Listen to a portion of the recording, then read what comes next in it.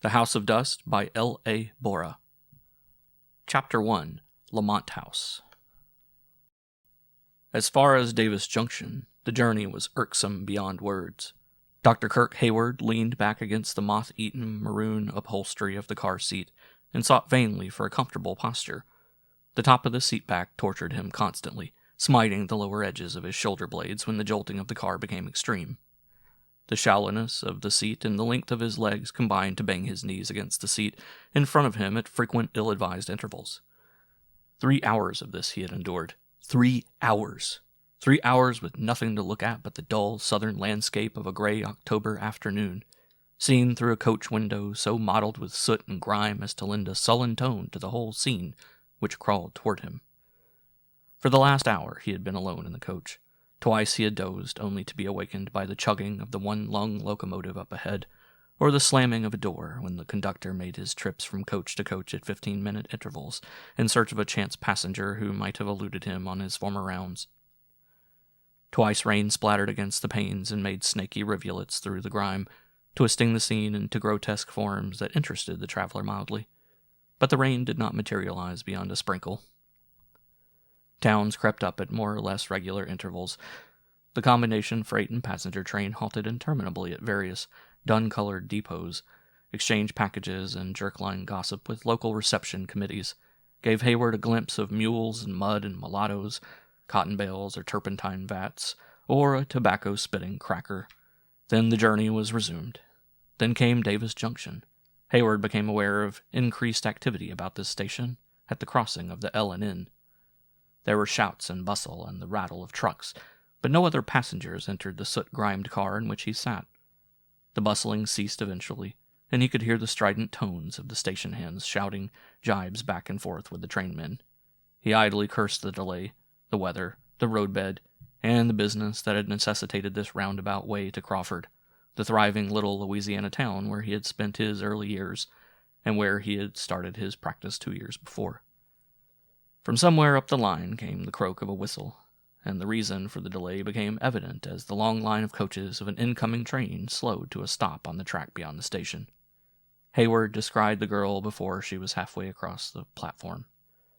From out of the little group about the station door, she walked quickly toward his train. He sat up at sight of her. What there was about her that attracted him he could not have told in that instant glimpse, but unimpressionable as he had prided himself, he became aware of an inexplicable feeling of satisfaction in her very nearness, despite the fact that he had never seen her before.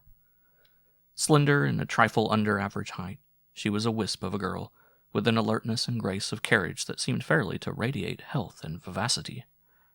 A smart little hat, tilted almost rakishly above crisp tendrils of brown hair, enhanced the piquancy of a face almost elf-like in its roguish appeal.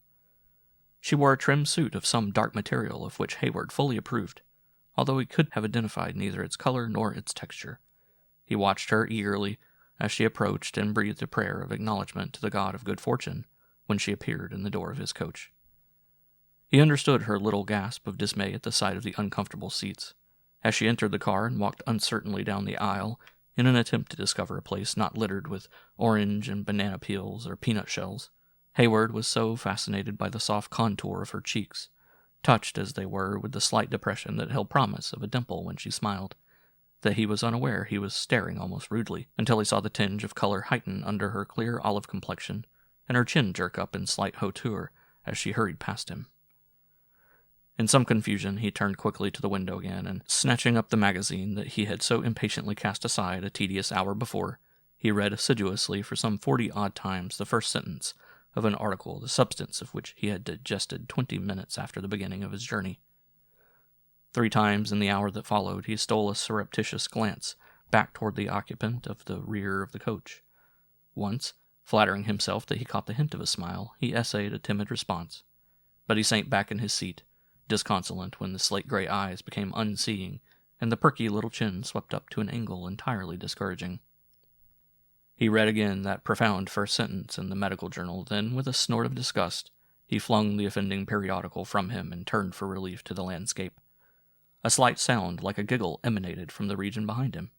He did not risk an exploring glance, but stared aghast as he realized that the train was dragging its tortuous way along the shore of Pine Lake to the outskirts of Crawford. He scrambled to his feet, locking the recalcitrant medical journal in his bag, slapping his hat upon his ruffled hair, and snatching up his topcoat, he turned for a brazen look at the girl before he should leave her. She was not even heeding him, but was staring wistfully down the gray, sullen length of the lake, at the far end of which loomed through the dusk the shapeless mass of Lamont House, an abandoned mansion popularly reputed to be inhabited by ghosts.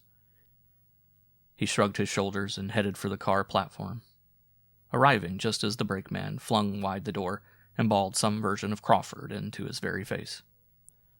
The train stopped for water 100 feet short of the station platform, and Kirk started down the car steps preparatory to dropping off at the tank to make a shortcut to the livery stable where he had left his car a few days before. The flagman stopped him with a question as to the progress of a fellow trainman for whom Hayward had been caring, so that half of the dozen moments at the water tank were gone before Kirk prepared to step off. He was entirely ignorant of the 2 firm little feet upon the car platform behind him until a sudden jerk of the train shot one of them into his back and flung their owner upon his unoffending shoulders. By good luck, he maintained his own balance and succeeded in preventing the girl from catapulting out upon the graveled roadbed. As the train stopped at the station, he righted himself and turned to her. I beg your pardon," she gasped, trying vainly for composure and making a brave effort to squeeze back the tears. She was seated upon the top step, slightly disarrayed by her fall, and clutching a slim ankle in one white-gloved hand. "Glad I was able to save you from something more serious," Kirk replied. "Are you hurt?" The girl flushed slightly. "No, thank you. My ankle." From the platform below, the flagman ventured to interrupt the colloquy. "Say," he bawled, "I can't hold this train all day. Take her into the station and look her over, Doc." "You'll hold the train until we get off," Kirk snapped, "or there'll be somebody else holding down your job. Take the lady's bag." He turned to the girl again. "Can you walk as far as the waiting room?" "Surely." By dint of leaning on Kirk's arm, she made the distance, the humbled person wearing brass buttons and a flagman's cap following behind, with Kirk's yellow case and the girl's black bag. Once ensconced in a chair, she smiled up at Kirk. The latter slipped a greenback to the flagman and devoted himself to the injured ankle. "My name's Hayward, Kirk Hayward," he began. "Perhaps you gathered from what that half-baked specimen said that I am a physician. Won't you let me see how badly you've twisted that ankle?" "It did hurt at first, but it is much better," she assured him. "Thank you just the same. You've been very kind. My brother was to have met me, but apparently he isn't here." "Your brother?" "Yes, I'm Elise Lamont, and my brother Gerald," Kirk interrupted excitedly, "was the chap I fought most when I was a kid." The gray eyes suddenly filled with light. "Then you know him?" Kirk laughed. "I used to know him. Gerald left this town long before I did. He couldn't have been more than 8 at the time. I'm just his age, 28. He hasn't been back since, so far as I know. Did I understand you to say that he was to meet you?" "Yes." A troubled look came into her eyes. "You see, Gerald has been married lately, only last summer, in fact, and it was his idea to spend a portion of his honeymoon down at the old house at Pine Lake. Our old home, you know." Hayward made reservation mentally that Lamont House was the last place in the world in which to stage a honeymoon. But he refrained from saying anything, remembering in the nick of time that the haunted reputation, which the house had been accorded, had grown out of the fact that this girl's father had been discovered mysteriously murdered there some 20 years ago. He substituted a more conventional query. "And you were to be one of the party?" She laughed a little. "Yes, rather unusual, isn't it?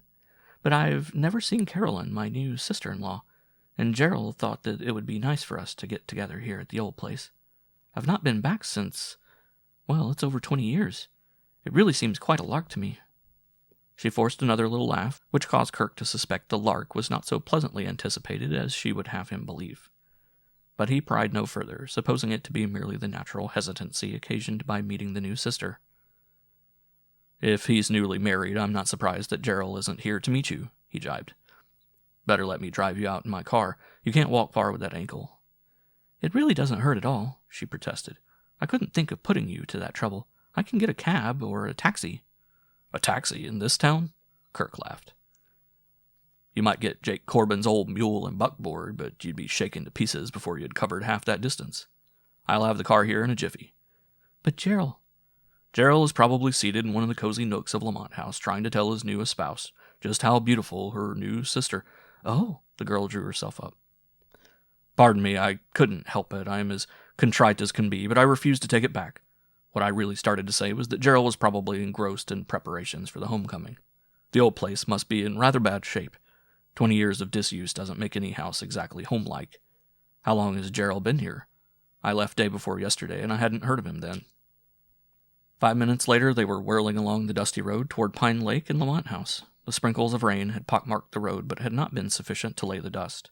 The low-hanging clouds, however, held promise of a wet night, and the stillness of the darkness and the nearness of the sky gave their world an ominousness that Elise found difficult to cast aside. There was an unwonted gloom, a yellow, ghastly lambency of the western sky, a strange sense of impending catastrophe, an unshakable oppression in the very atmosphere. Unless she feel it too strongly, she resorted to conversation with the nervous stage driver. As they rounded the foot of the lake, a glance over the long dark strip of water gave no hint of the house that lay at the opposite end. The huddled pines along the shore showed inky against the yellow-gray of the west. Hayward was disheartened. Was it possible that Elise was going to meet with further disappointment? Had plans miscarried so as to delay the arrival of Gerald Lamont and leave the girl alone in the ghost-ridden old mansion? Something of the same thought must have flashed into the girl's mind, for she started to speak, then checked herself as a gleam of light showed star-like in the midst of the pine grove a mile and a half away. She clapped her hands. "Oh, they are there!" she cried. "I knew they would be. Hurry, please hurry, Dr. Hayward. I know Gerald will be worried. He probably sent some man and the fellow missed us. Do hurry, please." And Hayward hurried. That sudden gleam, steady, motionless, framed in those silhouetted pines at the far end of the lake, had made him exultant too. The car leaped forward. Over the outlet bridge he roared, out in one long, grand chute along the southern shore, the road stretching like a creamy ribbon through the dusk before them, behind them a swirl of dust. Past Pine Tree House, the chief hostelry of the little resort colony, they flashed and turned into the last half-mile lap which should bring them to Lamont House. The road was shrouded with pines now, and Hayward switched on the lights. To all appearances, they were the only living, moving things in the universe. They and the car thrusting on into the night, as if seeking to escape the deadening forces that seemed to encumber the very air. Kirk depressed his brakes sharply as the headlights picked up the twin stone pillars that flanked the gateway to the Lamont estate. Elise touched his arm. "Let me out here, Dr. Hayward. Now that we know that they are here, I'm all right. I'll walk from here to the house." Kirk shook his head and headed for the gateway. "Not if I have my way," he said. "Please, Dr. Hayward." And at the note in her voice, Hayward stepped on his brakes again and turned to remonstrate with her. She interrupted his attempt. "There's no use to reason with me, Doctor. And I am really running no risk. We both saw the light, and look there." She pointed to the roadway in front of the machine. "Someone has been here. See the wheel tracks?" "You mustn't come any farther, Doctor. Give me my bag, and I'll skip up the roadway and around the bend, and walk in on them when they least expect it. I wouldn't cheat myself of the fun of surprising them for anything, please." Kirk debated for a moment. "But why not drive in?" he queried. She laughed tinklingly. "Drive in? With this juggernaut? Dr. Hayward, your car is a beauty, but I really think that if they were listening, they must have heard us every foot of the way from the station. No, you creep back as quietly as you can, and I'll stalk the newlyweds. I can't thank you enough for bringing me." Kirk clambered out over the wheel. "At least I shall escort you on foot," he decided, and helped her from the car. Taking her bag from its resting place, he led the way into the grounds, Elise at his side. The branches of the pines overlapped above the winding roadway. There was no sound of wind through the foliage. There was no breath stirring, only a sullen atmosphere pregnant with moisture. The only sound was the slither of their footsteps as they went down the sand driveway.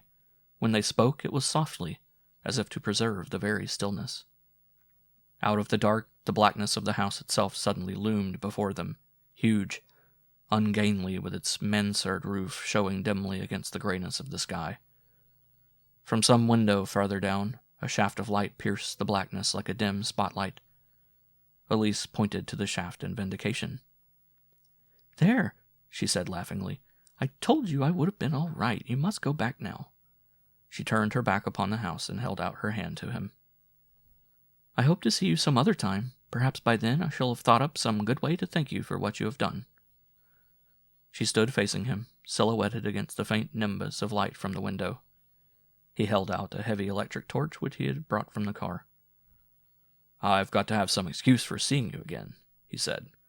"So I'll leave this with you and come for it in the morning. You may need it in negotiating those steps." He took the hand she held out to him and shook it stiffly in a sort of mock formality to cover a sudden indefinable confusion. "Good night," he said. "Until tomorrow." He turned sharply and went down the roadway. She stared after him for a moment, seeing nothing against the blackness, hearing the crisp sound of his footsteps upon the sand. The sound died out as he turned the bend. She faced about and started for the steps, only to bring herself up short with a sharp exclamation. The light from the window had disappeared. End of Section 1. Chapter 2. Dust. To be snatched suddenly from a moment more or less sublime in the contemplation of a personable young man disappearing into the murk of a stormy night, and to be flung face to face with the fact that one is alone in a pine grove under the shadow of a mountainous house from which comes no sign of life, is no slight shock. Elise Lamont gasped and gaped at the place where the flood of light had been a moment before. Blackness was there, impenetrable, limitless, spirit-laden. She shuddered as the horror of her plight forced itself upon her. Then, summoning courage, she shook her fear aside and clicked the switch of the torch that Hayward had thrust into her hand. The beam of white light shot through the darkness so suddenly that it startled the girl. Keyed as she was to the pitch of tense nerves, the circle of illumination focused upon the warped steps that led to the main doorway.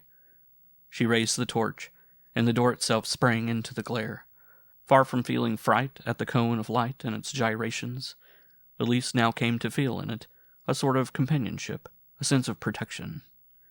She began to reason more calmly, and even risked a little laugh at the terror that had seized her heart at the first realization that the light from the window was gone.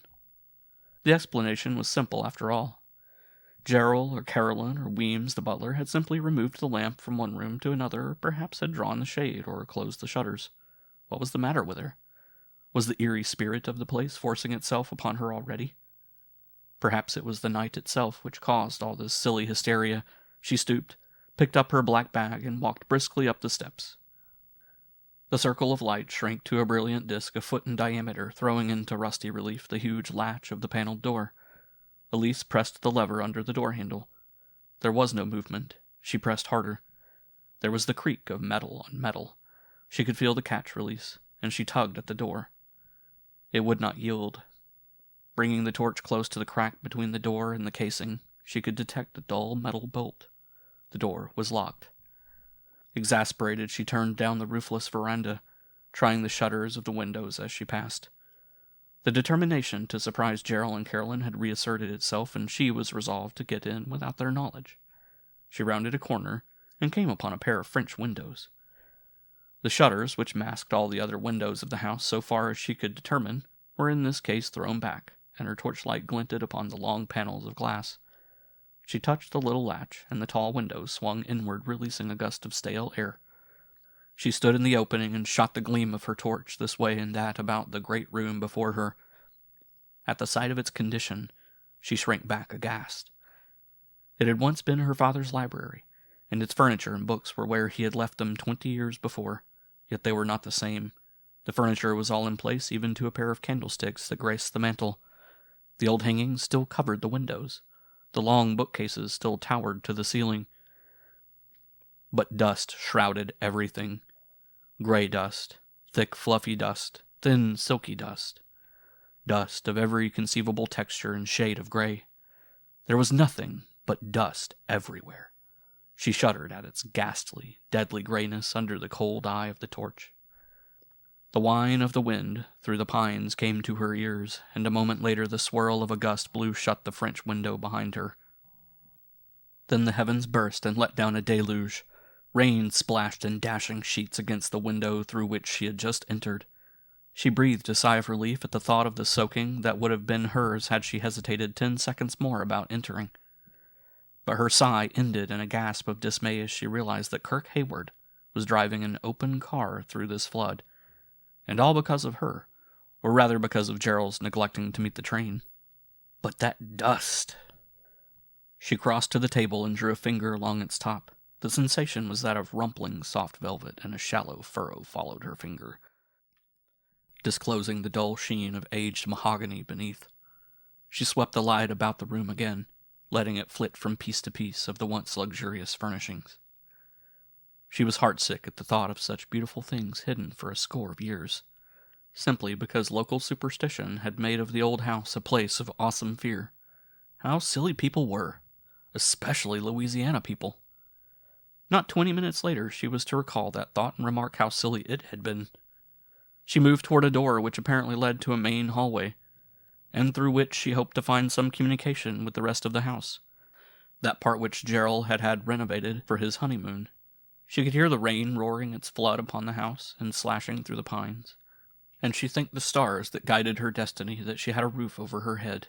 She swept her torch toward that roof. The ceiling was festooned with cobwebs. She shuddered, for she had a maddening fear of anything like a spider or a spider's web. Brrr. She could stand the dust, perhaps, but those dangling webs! She vaguely imagined that she heard the scuttling of spiders in the tarry corners of the high ceiling. She hurried out into the hall. Here again was that terribly silent, deadening dust. She tried to disregard it, for it struck a chill to her heart to contemplate it. One phrase forced itself into her thought, strive to evade it though she did. It was a part of the funeral service. Dust to dust, ashes to ashes. Dust and death. She fled from the room to the room of the lower floor, seeking some way of entrance to that part of the house where this dust would have been removed, where there were lights and cheery rooms and the joy of cheery companionship. But she could find no such exit from this sarcophagus of dead days. One thing that did come to her out of the cone of white light which stretched before her wherever she went. Here and there she came upon details in the old rooms which stirred dormant memories, so that she seemed to be moving through chambers with which she was fully familiar. Her mind, flashing ahead of her as she moved swiftly from room to room, anticipated the exact location of fixed pieces of furniture, before she so much as entered the room in which they were located. Thinking that communication might be established along the second-floor level, she started upstairs. Inadvertently, she stretched out her hand to lay hold of the stair rail, but she checked herself at the thought of laying her hand upon that downy gray surface. So much had she come to hate the dust. She paused for a moment, and allowed the beam of the torch to sweep up the steep incline. She stared, almost fascinated by the uncanny smoothness of that 6-inch rail, stretching up and away with all the unwrinkled velocinosity of a satin ribbon. Brrr! She shivered at the thought of how near she had come to touching that thing, and she hurried up the stairs to the floor above. 2/3 of the way up, a narrow casement was set into the wall, and as she passed the window, Elise was startled by a flash of lightning that set the sky aflame with a lurid glow, and revealed the branches of the pines tossing in a wild carousal of swirling silhouette. The instantaneous exposure was photographed upon her very brain. She could hear the drive of the storm without, and between gusts. The sound of water gurgling down the eaves and drain pipes punctuated the eeriness of the night. She hastened up the remainder of the flight. On the upper floor again, she found nothing but dust. Dust. Dust. The main corridor upstairs proved a cul-de-sac, ending in a blind wall that must have formed one side of the huge chimney from the fireplace below stairs. She opened 6 of the 7 doors that opened upon this hallway, however, and found a dust-laden room behind each. Beds were in orderly condition, toilet articles even on the dressing tables, but everything was buried beneath that even blanket of grayness. The 7th room was locked, bolted, and the bolt was rusted shut. Dim memory recalled it as her father's den, and a connoted thought dragged in a hint once received that it was in that room, behind that door, that her father's mutilated body had been found 20 years before. Stifling whatever sense of loathing or of latent horror she might have felt, she thought to venture an entrance into the chamber, but on the instant that her hand was about to rest upon the porcelain surface of the doorknob, she noted that the surface was free of dust. She recalled distinctly that such had not been the case with the handles of the other doors. She seized the knob firmly and turned it, but the door did not budge. For a brief moment she stood pondering the problem of why that particular door, of all on that floor, should be locked. She felt a sudden fascinated desire to know what lay behind those oaken panels. Then from beyond the bolted door there came a sound that drove her heart up against her palate. It was the sound of something falling, something small, something hard, something metallic, perhaps.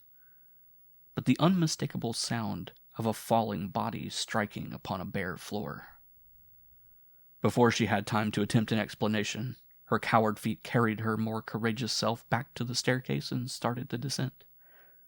Down the long staircase she came, swiftly, with an occasional quick glance into the dark behind her, picking her steps carefully, seeking to avoid contact with the wall on one side, and the dust-covered rail on the other. Suddenly she stopped, her throat gone dry, her spine prickling. Somewhere, in the rooms below her, she had heard a sound. It was nothing pronounced, something akin to the screech of a loose floorboard, or the complaint of a rusty hinge closing under a careful hand. Unmistakable, uncanny, untraceable though it was, she was as certain she had heard it as she was that it was storming outside. The thought of the storm offered a very plausible explanation, and her pulse resumed its regularity. It had been the screech of a hinge, right enough, she concluded. The screech of a shutter swinging in the wind.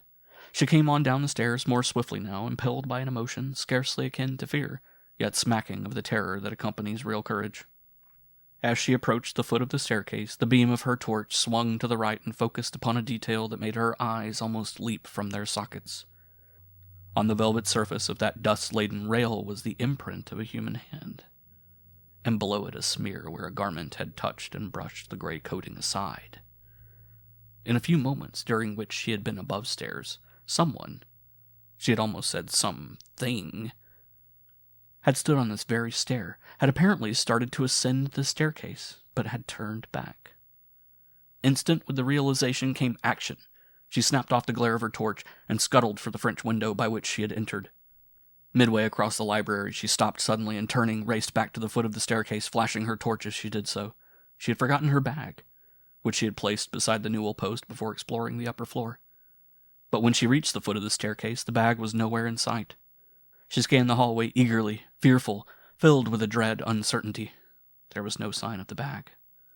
Her heart pounding like a steam riveter, she tried to think back over what she had done during the last half hour, and the more she thought, the less certain she was as to the exact moment in her travels when she had set down her bag. She decided to make a hasty search of the rooms again, for to go out in this deluge would mean a soaking, and dry clothes would be indispensable. So from room to room she sped again, but she found no sign of the bag, and her search ended again at the foot of the staircase. Suddenly, an explanation of the disappearance of the bag and the other untoward events of the evening flashed upon her, and the explanation seemed so absurdly simple that it drew forth a little involuntary laugh that echoed horribly about the high corners of the rooms. Someone from the other part of the house had entered this part and had found her bag, then thinking that she had gone out into the storm again to seek another entrance, had taken the bag back into that other region. The theory fitted the other happenings exactly. The sound of the hinge, the fingerprints on the banister. It might have been Weems or Gerald himself, those smears in the dust. She would have another look at them. Half afraid, half ridiculing her fear, she ascended the 4 or 5 steps necessary to obtain a sight of that claw-like imprint on the stair rail. The ray of white light swung to the rail, focused, then swept the whole length in a tremble of fear. An instant later the torch struck the floor with a clatter, and the girl leaped wide, struck in a heap, scrambled to her feet, and fled blindly across the dusty library. She crashed heedlessly into furniture, blundered against the French doors, and stumbled wild-eyed out into the downpour of rain. End of Section 2. Chapter 3. The Transient Trace. Hayward, wet and uncomfortable, stood with his back to the sputtering grate fire in the living room of the Pine Tree Inn, his hands nervously clasping and unclasping behind him, as he answered with heedless monosyllables the 1,000 questions of innkeeper Tab Shepherd and Tab's wife Esmeralda. The storm had caught Kirk before he had driven a quarter-mile from the Lamont place, and he had forced the car to the shelter of the little hotel. Now, as he went over with ever-increasing uneasiness the events of the evening, the conviction was forced upon him that he should never have left the girl alone on that gloomy approach to the house. Vague, disquieting fancies troubled him. What if her brother had not yet arrived? What if she had been unable to arouse anyone by knocking at the heavy door? What if the half-light that had shone through the dust-caked window had been that of some guttering candle lit by a gang of tramps? He knew those ruffians often spent the night in a deserted mansion. He felt that he was a miserable fool. He would go back to make sure that everything was all right. With an exclamation of impatience, he snatched up his sodden coat and hat and started for the door, not heeding Esmeralda's querulous, "Laws, honey, you can't be thinking of going out again such a night as this." Then a thought deterred him. If he should go splashing back through the tempest to that old house only to find Elise pleasantly comfortable at her brother's hearth, he would very likely be well laughed at for his pains. He recalled her fearlessness and her delight at the prospect of surprising the newlyweds, and he could picture with just how mocking a toss of her head she would greet his blundering return. "No," he assured his hostess, "I think I'll stay." And he forced himself to return to the fire and the monotonous drone of country gossip in which he had not the slightest interest. For the fourth time, Esmeralda had regaled him with the narrative of how she had saved her sister-in-law's youngest, when it had been took with the croup, and Hayward, in his turn, had returned reluctantly from the mental contemplation of a pair of slate-gray eyes laughing from under the brim of a perky little hat, to assure her that her methods were in the highest degree scientific, when there came a startling interruption to the medical dissertation. From out of the night came the sound of rushing steps across the porch, a hysterical pounding upon the door. Before anyone could start from the fireside to answer the summons, the door crashed open. A gust of wind and rain thrust Elise Lamont before it into the room. Tab sprang to shut the banging door and exclude a second deluge. Esmeralda and Hayward leaped to where the limp form of the girl lay in a sodden, huddled heap on the floor. Kirk, the more agile, more vitally concerned, got there first and gathered the slim form into his arms, snapping out crisp orders as he did so, until, as Esmeralda afterwards expressed it, "He must have thought I had a dozen pairs of hands and as many eyes." "Some brandy, quickly, Mrs. Shepherd," he said as they laid Elise upon the horsehair couch to the left of the fireplace. Esmeralda produced a flask, and Kirk forced a little of the liquor between the lips of the unconscious girl. Then he set Esmeralda to chafing her wrists, while he and Tab piled more wood on the fire. "She's coming to, Doc!" shrilled Esmeralda suddenly, and Hayward whirled from the blaze to the draggled form on the cot. Elise was a pitiful figure as she lay there under the glare of the kerosene bracket lamp above the mantel. Pale she was and waxen of skin, and that iridescent black hair at which he had marveled that afternoon clung in damp strands about her face. Her chic little hat was gone, and the oozy Louisiana mud had splashed to her knees. She could not have been wetter had she plunged into Pine Lake itself, and the wet garments clung like molds to the soft curves of her delicate figure. Hayward knelt beside her, his fingers groping automatically for her pulse, his eyes fixed upon her face, watching for the flicker of the eyelids which Esmeralda had noted. The pulse throbbed tantalizingly now, alarmingly slow. The lids remained drooped over the eyes, their lashes falling far down upon the white cheeks. For what seemed an hour this condition prevailed, then the curtains lifted, and the slate-gray eyes, popping from their sockets at the sight of the faces bending over her, stared wildly. Twice her lips sought to form words, but the sound refused to come. "You're all right, Miss Lamont," soothed Kirk. "Nothing can harm you now. You are at Pine Tree Inn, that little place we passed on our way out this afternoon, you know." But the eyes continued to rove from one to the other of the faces above her. Esmeralda slipped away, to reappear a moment later. She bent over the girl tenderly. There, honey," she crooned. "There ain't nothing going to scare you no more. Take a sip of this. Don't shrink back. It's nothing but hot tea." The blue lips opened a little, and Esmeralda poured a few swallows between them. A moment later, Elise Lamont sat up on the edge of the couch. Kirk forced her down again, gently. She clutched frantically at the edge of his sleeve and began to gasp out hysterical phrases of fear. "It was there, I tell you," she gasped. "When I went upstairs, the rail was smooth and silky, and when I came down again, those horrible marks were there." She began to cry as if someone had contradicted her and had hurt her feelings. Kirk dipped a handkerchief in the dipper of water Esmeralda had brought and bathed the girl's temples. "Of course they were there, Miss Lamont," he agreed. "But if you can give me a few more details." "Let me sit up, please," Elise interrupted and suited the action to the words. I am better now, thank you. She essayed a feeble smile at Hayward. I'm very glad to find you here. I hadn't quite hoped for that. I don't know what I did hope for. I simply ran and ran and ran from that terrible place. Tears threatened again, but she choked them back. I'll not cry any more, I promise you. Certainly not, Hayward forced a laugh. Now just what bogeyman did you see? The girl shuddered and buried her face in her hands before replying. That's what I don't know, she said at length. It's not what I saw, but what I didn't see. What you didn't? Kirk stopped short, amazed. Perhaps if you began at the beginning, Miss Lamont. I'll try, she smiled. I don't know how clear I can make myself. You didn't see those marks, you know, and I did. Go on, urged Kirk, seating himself beside her on the couch. Esmeralda sat on the other side and took the girl's soft hand between her gnarled ones by way of assurance. Tab had retrieved his pipe, which he had cast aside at the whirlwind entrance, and stood before the fireplace in the attitude of a small boy listening to a ghost story. Elise began to unroll the narrative of the evening's events since Kirk had left her. The entrance into the old library, the dust, the search of the lower floor, the ascent of the staircase, and the detail of the unmarred rail.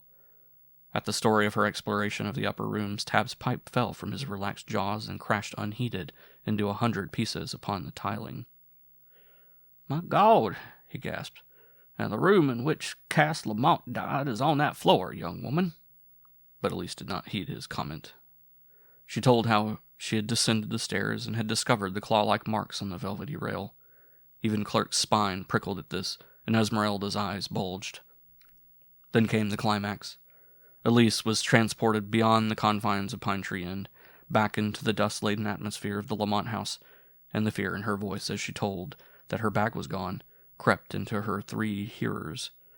Staring straight ahead, she plunged into the return to the staircase, and the resolution to view again those fingerprints on the rail.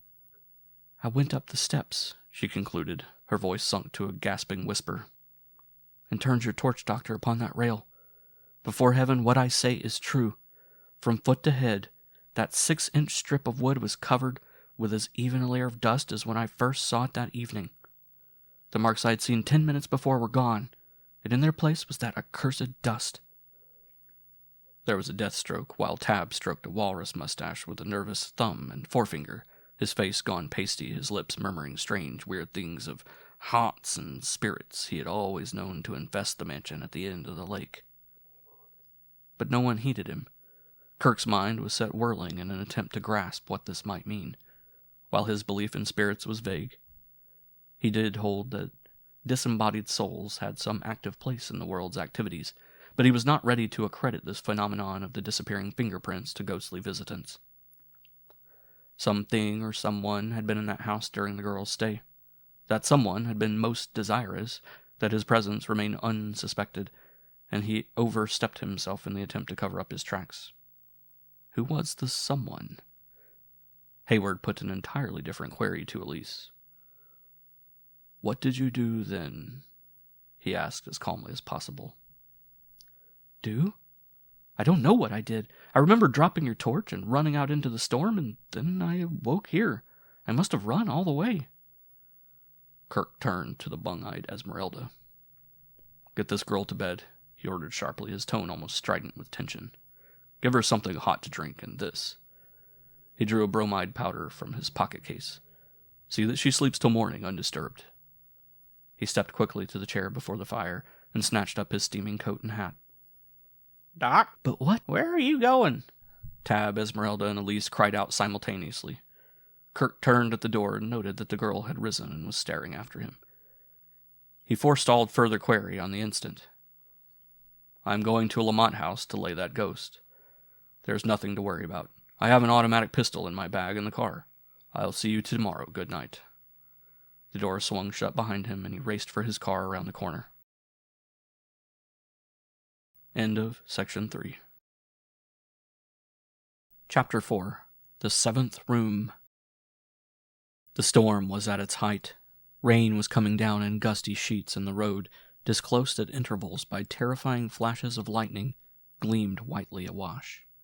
But Hayward would not be stopped by the tempest. He sprang into his car and sent it lurching, skidding, toward the Lamont place. Once rounding a sharp turn where the road cut close to the steep bank of the lake, he nearly went over into the water, but his breathtaking escape only made him drive the faster. In less than 5 minutes from the time he left Pine Tree Inn, he passed under the black arch of the Lamont Gate. The lightning gave him a glimpse of a dark clump of shrubbery to his left, and into this he drove through the long grass of the unkept lawn, and stopped the car where it would be effectually concealed by the dense foliage. Then he procured his automatic pistol and a heavy wrench from the tool pocket in the machine, and picked his way cautiously toward the house. Not a light showed in the grim bulk. It gloomed there among its pines and cypresses as if the black mystery of 20 years of disrepute had engulfed it. There was no weird sound about the place, no ghostly moans such as is usually associated with haunted buildings. Only the wind and the dripping branches, the slatting of the driving rain against the ancient walls, the complaint of a leaking eaves trough, or the intermittent banging of a decrepit window blind broke the stillness. Hayward made a complete circuit of the building, stumbling blindly through the long dark grass, tripping over roots, rotting logs, and tough creepers that seemed actually to clutch at his feet with sinister purpose, and once falling headlong into the empty basin of a broken fountain. He found nothing suspicious excepting one cellar window, which, unlike the others, yawned blackly open, affording an easy means of entrance to the basement. This he should have liked to explore, but he had no light, and he finally decided against going in through the scuttle. Cursing his oversight and not bringing a torch, he felt his way around to the veranda. The heavy door was bolted, just as the girl had found it earlier in the evening, and he did not spend any time trying to force it open. Instead, he slipped quietly along the wall to the French window, which was swinging wide, and stepped noiselessly into the room beyond. A dark staleness, like that of a long-sealed crypt, offended his nostrils. The air was dead and heavy. The oppressive quality of the close, musty atmosphere seemed fairly to assume an entity that was to the last degree uncanny. As he moved forward, his sleeve brushed against some hanging or tapestry, and a cloud of dust fumed into his face, half choking him. Startled, he paused for a heartbeat. Then he crept slowly out into the hall and to the foot of the stairs. There his foot struck against a heap of trash. Something rolled, clattering along the floor, and a bright gleam of light flashed so suddenly into his face that he almost cried out. Recovering himself quickly, he stooped and picked up the electric torch which Elise had dropped in her mad flight.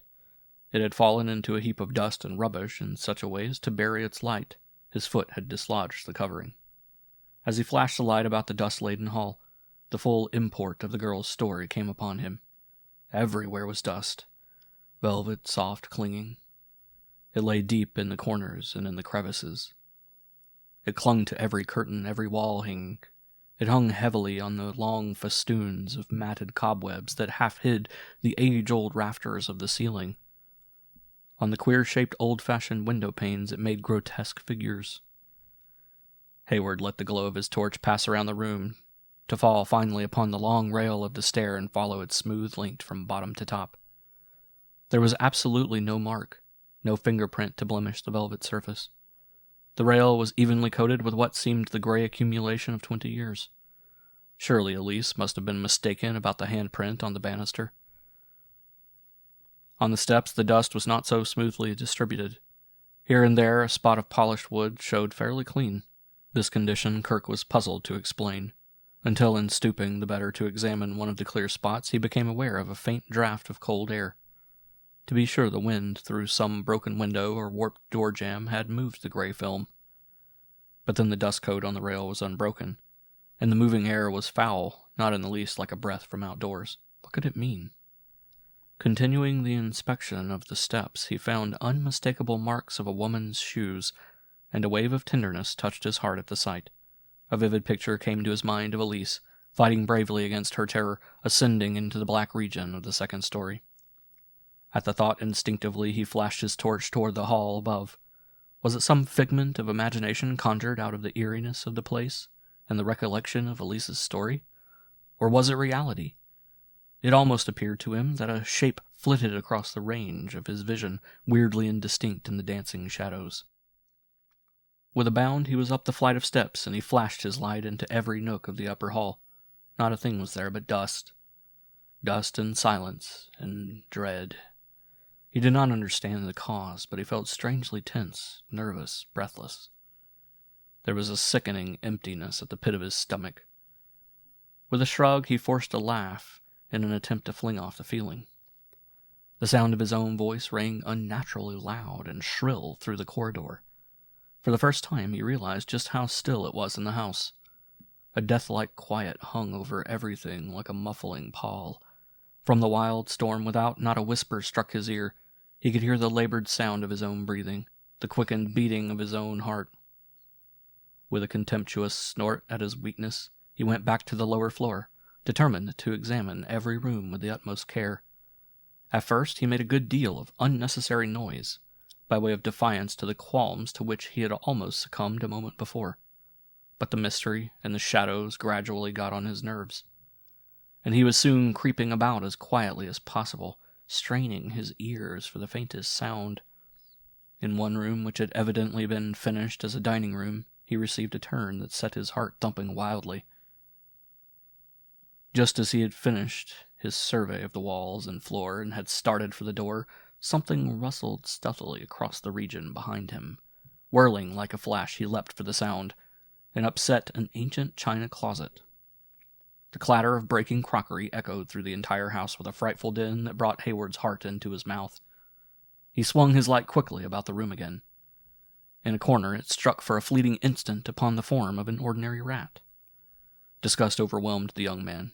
He kicked the fallen cabinet savagely and stalked back to the staircase. Here he paused in blank astonishment, staring. At the foot of the steps, on the very spot where he had been a few minutes before, stood a small, black traveling bag. What was the matter with him? Had he lost his senses? He advanced to the bag and looked it over. On a tag that was attached to the handle, he read the name, Elise Lamont.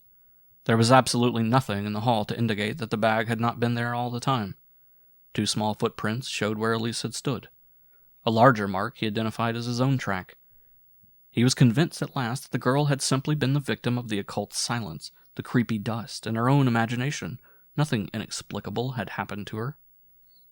Having satisfied himself that all was right below stairs, he climbed slowly again to the second floor. Just at the head of the stairs, a window showed momentarily lurid in a flash of lightning, and he saw, limned against the space, the tossing branches of a cypress tree. To say the least, the place was oppressive. He did not wonder that a girl, even so brave a girl as Elise, had been frightened by the situation. Passing down the long corridor that ran the full length of the house, and gave on each side into what proved to be sleeping rooms, he came to a blank wall. There was nothing strange here. The last room to the left, the one which Elise had said was locked, creaked open when he pulled strongly at the knob. He explored the room carefully. It had evidently been fitted up as a den, for odd-looking curios hung on the walls or littered the furniture. A fireplace on the side toward the blank end of the hall indicated that the great stone chimney was built there. Hayward turned around and started back for the stairway. He was assuring himself that he had laid the ghost, when a crash just outside the hall window startled him. He sprang forward to investigate and was almost blinded by a glare of lightning that illuminated the entire corridor. Perhaps it was only an illusion, but he imagined that he caught a fleeting glimpse of a human shape between himself and the window. His courage rushed back at the challenge of a real peril, and he turned his light full toward the stairhead. Nothing stirred, but he fancied that he could hear a sort of gasp as of labored, stertorous breathing. Stooping, he examined the floor beneath the window. Not a thing appeared at first, and he was about to give up the search as useless when, by the merest chance, his vision caught the faint half-print of a naked foot. He stared at the imprint, almost unbelieving the evidence of his senses. This was no hoax. Some strange thing was in that house. With a rush, he went from room to room, upstairs and down, but finally returned to the vicinity of the telltale track. Thinking to examine it more closely, he bent over it again. He started back with a gasp. The footprint was gone. Dust, smooth, velvety, unmarred, covered the surface of the floor as far as he could see. He sat down on the top step and tried to collect his scattered thoughts. Of one thing he was now certain. He could gain nothing by running at random about the house in pursuit of shifting sounds. He might as well keep his position at the stairhead and watch for the thing that had been responsible for the weird happenings. As he sat there, it seemed to him that a faint, peculiar fragrance hung in the air. He sniffed suspiciously, but could gain no definite olfactory image.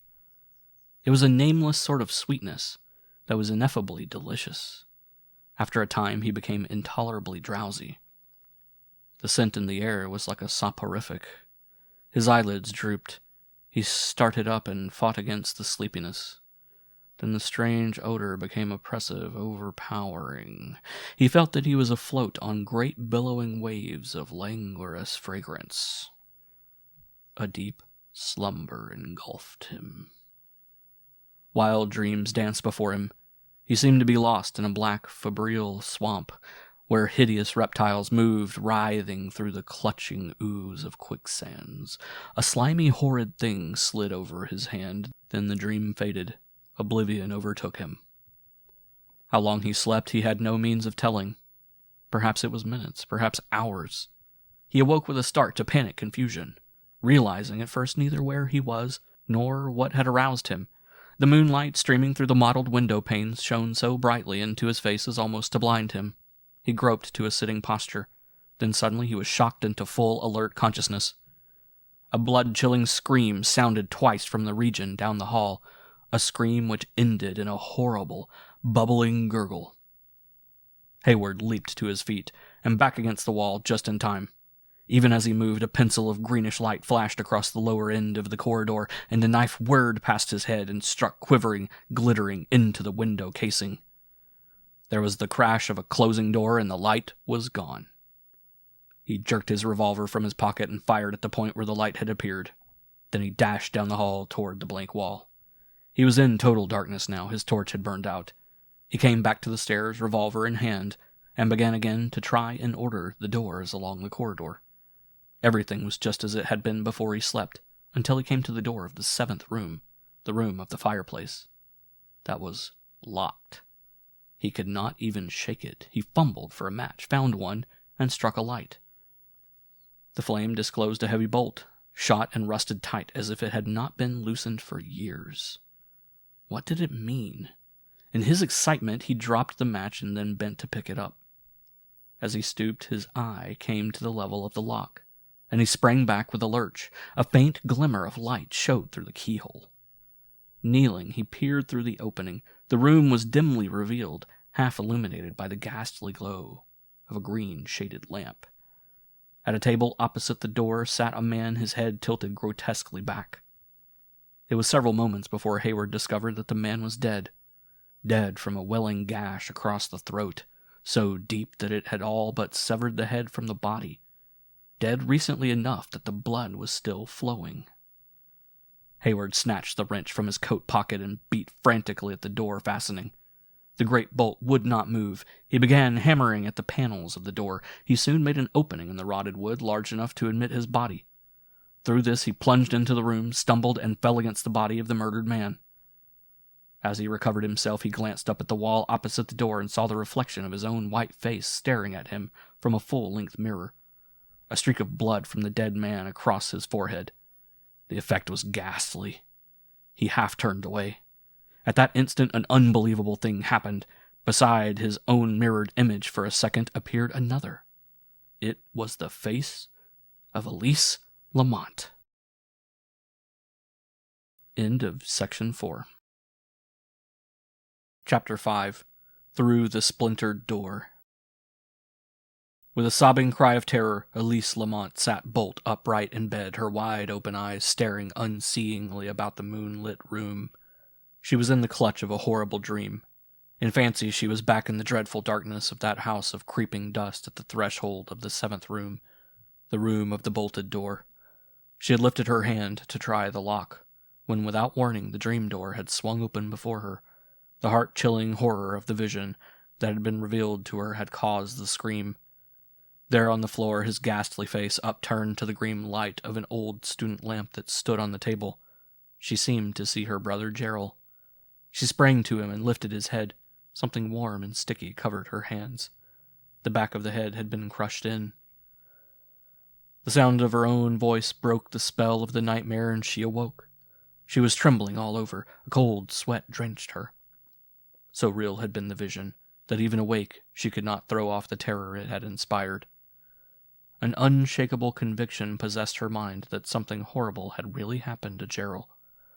She got up and, going to the window, gazed intently across the whitely gleaming forest towards the huge, squat shape that was Lamont House. At first she saw nothing unusual. Then suddenly a light flared in an upstairs window.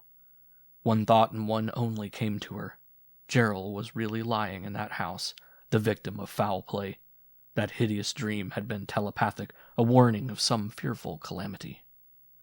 Forgetting herself, her horror of the place, the peril of the undertaking, everything except that her brother was in dire need of her, she snatched her clothing from the chair upon which Esmeralda had placed it, flung open the window, climbed out upon the hotel balcony, and without an instant's hesitation started for Lamont House. Keeping to the grass along the roadside to avoid the retarding mud, she covered the distance quickly. In 15 minutes she stepped softly upon the dark veranda of the old mansion, crept along the wall to the open French window, and entered the library.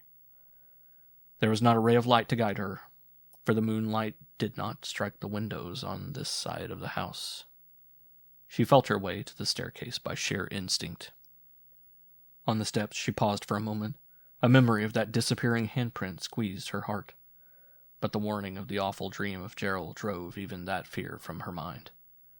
Heedless of the lurking terrors of the black shadows, she climbed to the head of the stairs. She became aware, as she neared the top, of a sickeningly sweet odor that was almost overpowering. But it drew her on as if by some inexplicable attraction. She halted for a few seconds, arriving to identify the strange fragrance. But she could gain no definite concept, though the scent was vaguely familiar. Through the hall window the moon shone palely, lending a ghostly half-light to objects on the landing. She shrank back into the shadows on the steps, hesitating to cross the patch of light.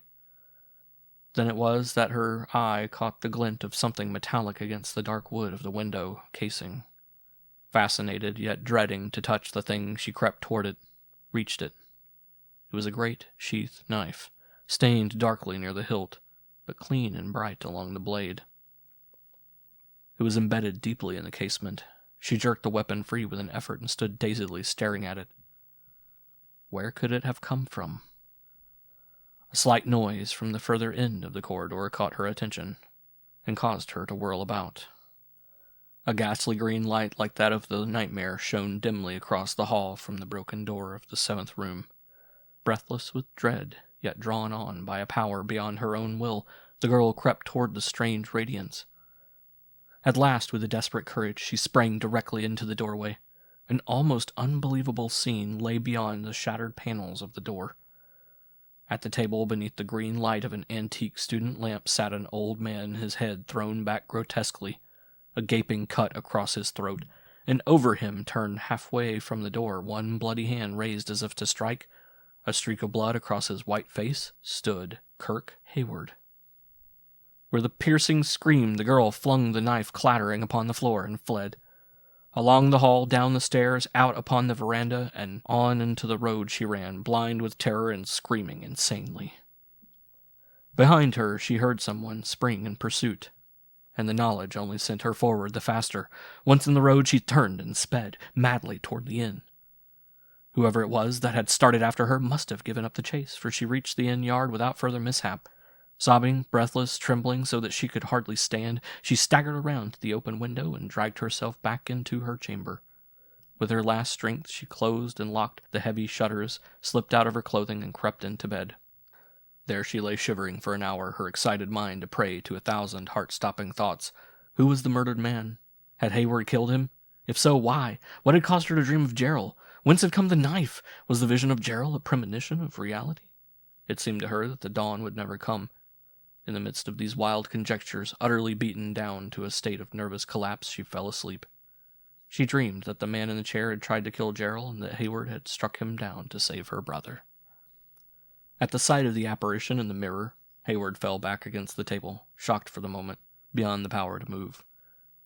He had caught only a fleeting glimpse of the reflection, but that glimpse had been enough for him to identify Elise. Elise, deathly pale, her face distorted, her hand clutching a knife. Chill horror fairly dazed him. He stood there, staring at the mirror like one in a trance. Only his own pallid, blood-smeared image gave back his look. Almost he believed that he was out of his senses, that the vision had been some illusion of delirium. It was the loud clatter of the girl's feet on the bare staircase that struck through his lethargy and roused him at last to action. He wheeled and sprang through the door in hot pursuit, but he was too late. Even as his feet struck the top step of the flight, the lock of the French windows downstairs told him that the intruder had got clear of the house, and for a few seconds he heard her screaming as she fled into the night. He plunged down to the lower hall and out into the yard. His eyes searched in every direction for a fleeing figure. The moonlight slept on rain-wet pines. There was not even the flutter of a disturbed night bird to break the blank stillness. Mystified beyond measure, Hayward made a thorough search of the entire grounds. He even explored the road for a quarter-mile in the direction of the inn. All his efforts came to naught. He could find not even a trace of a presence other than his own. At last, after a half-hour of this futile beating about, he gave up the search and returned to the house. As he went, he turned over in his mind the strange developments. What could have brought Elise back through the night to that place of grim horror? He had left her safe at the inn, under the watchful care of Esmeralda and Tab.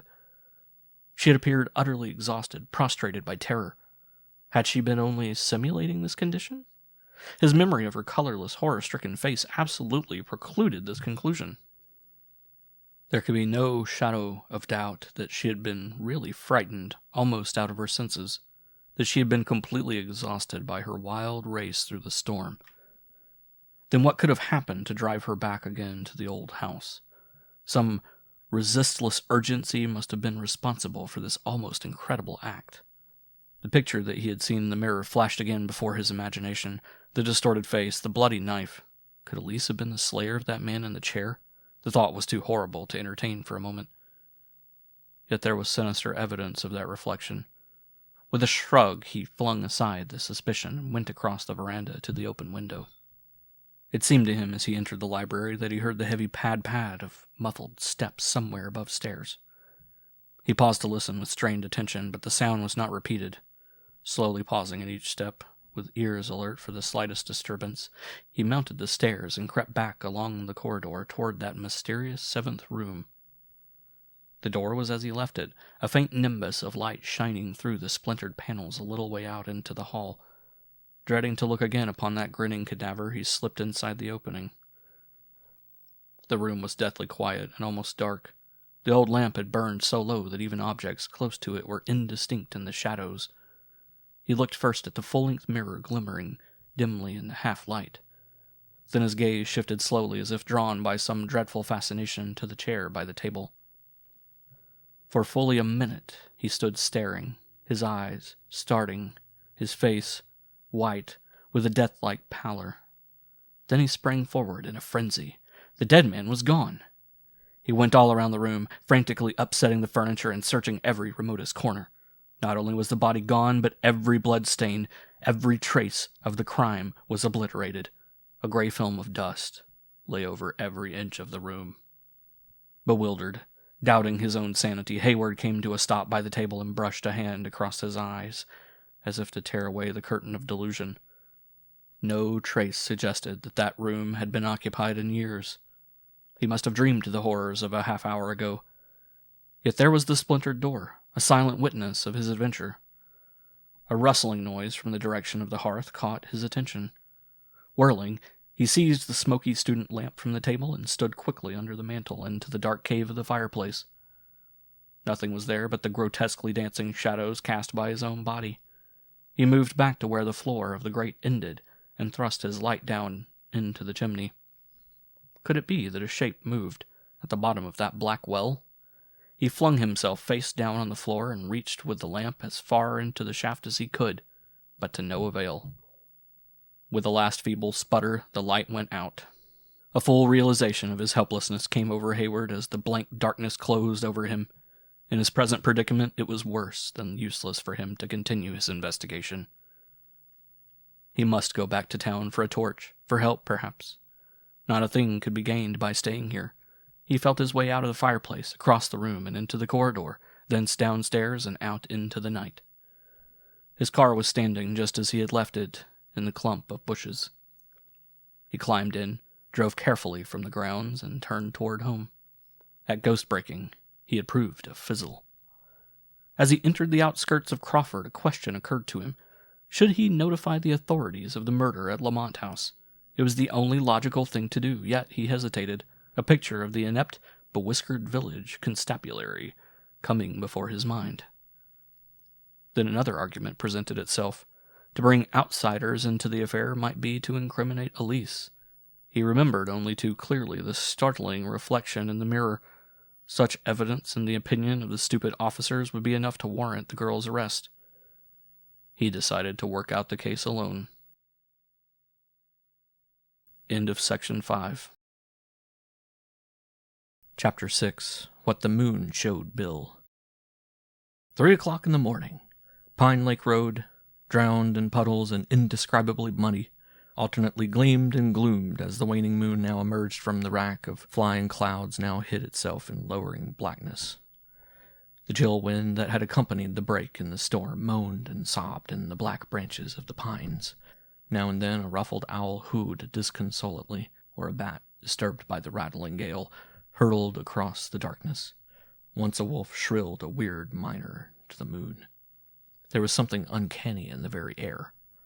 So at least thought Bill Joy, returning along this lonely track from setting up with Katie Barnes, his Pine Township sweetheart.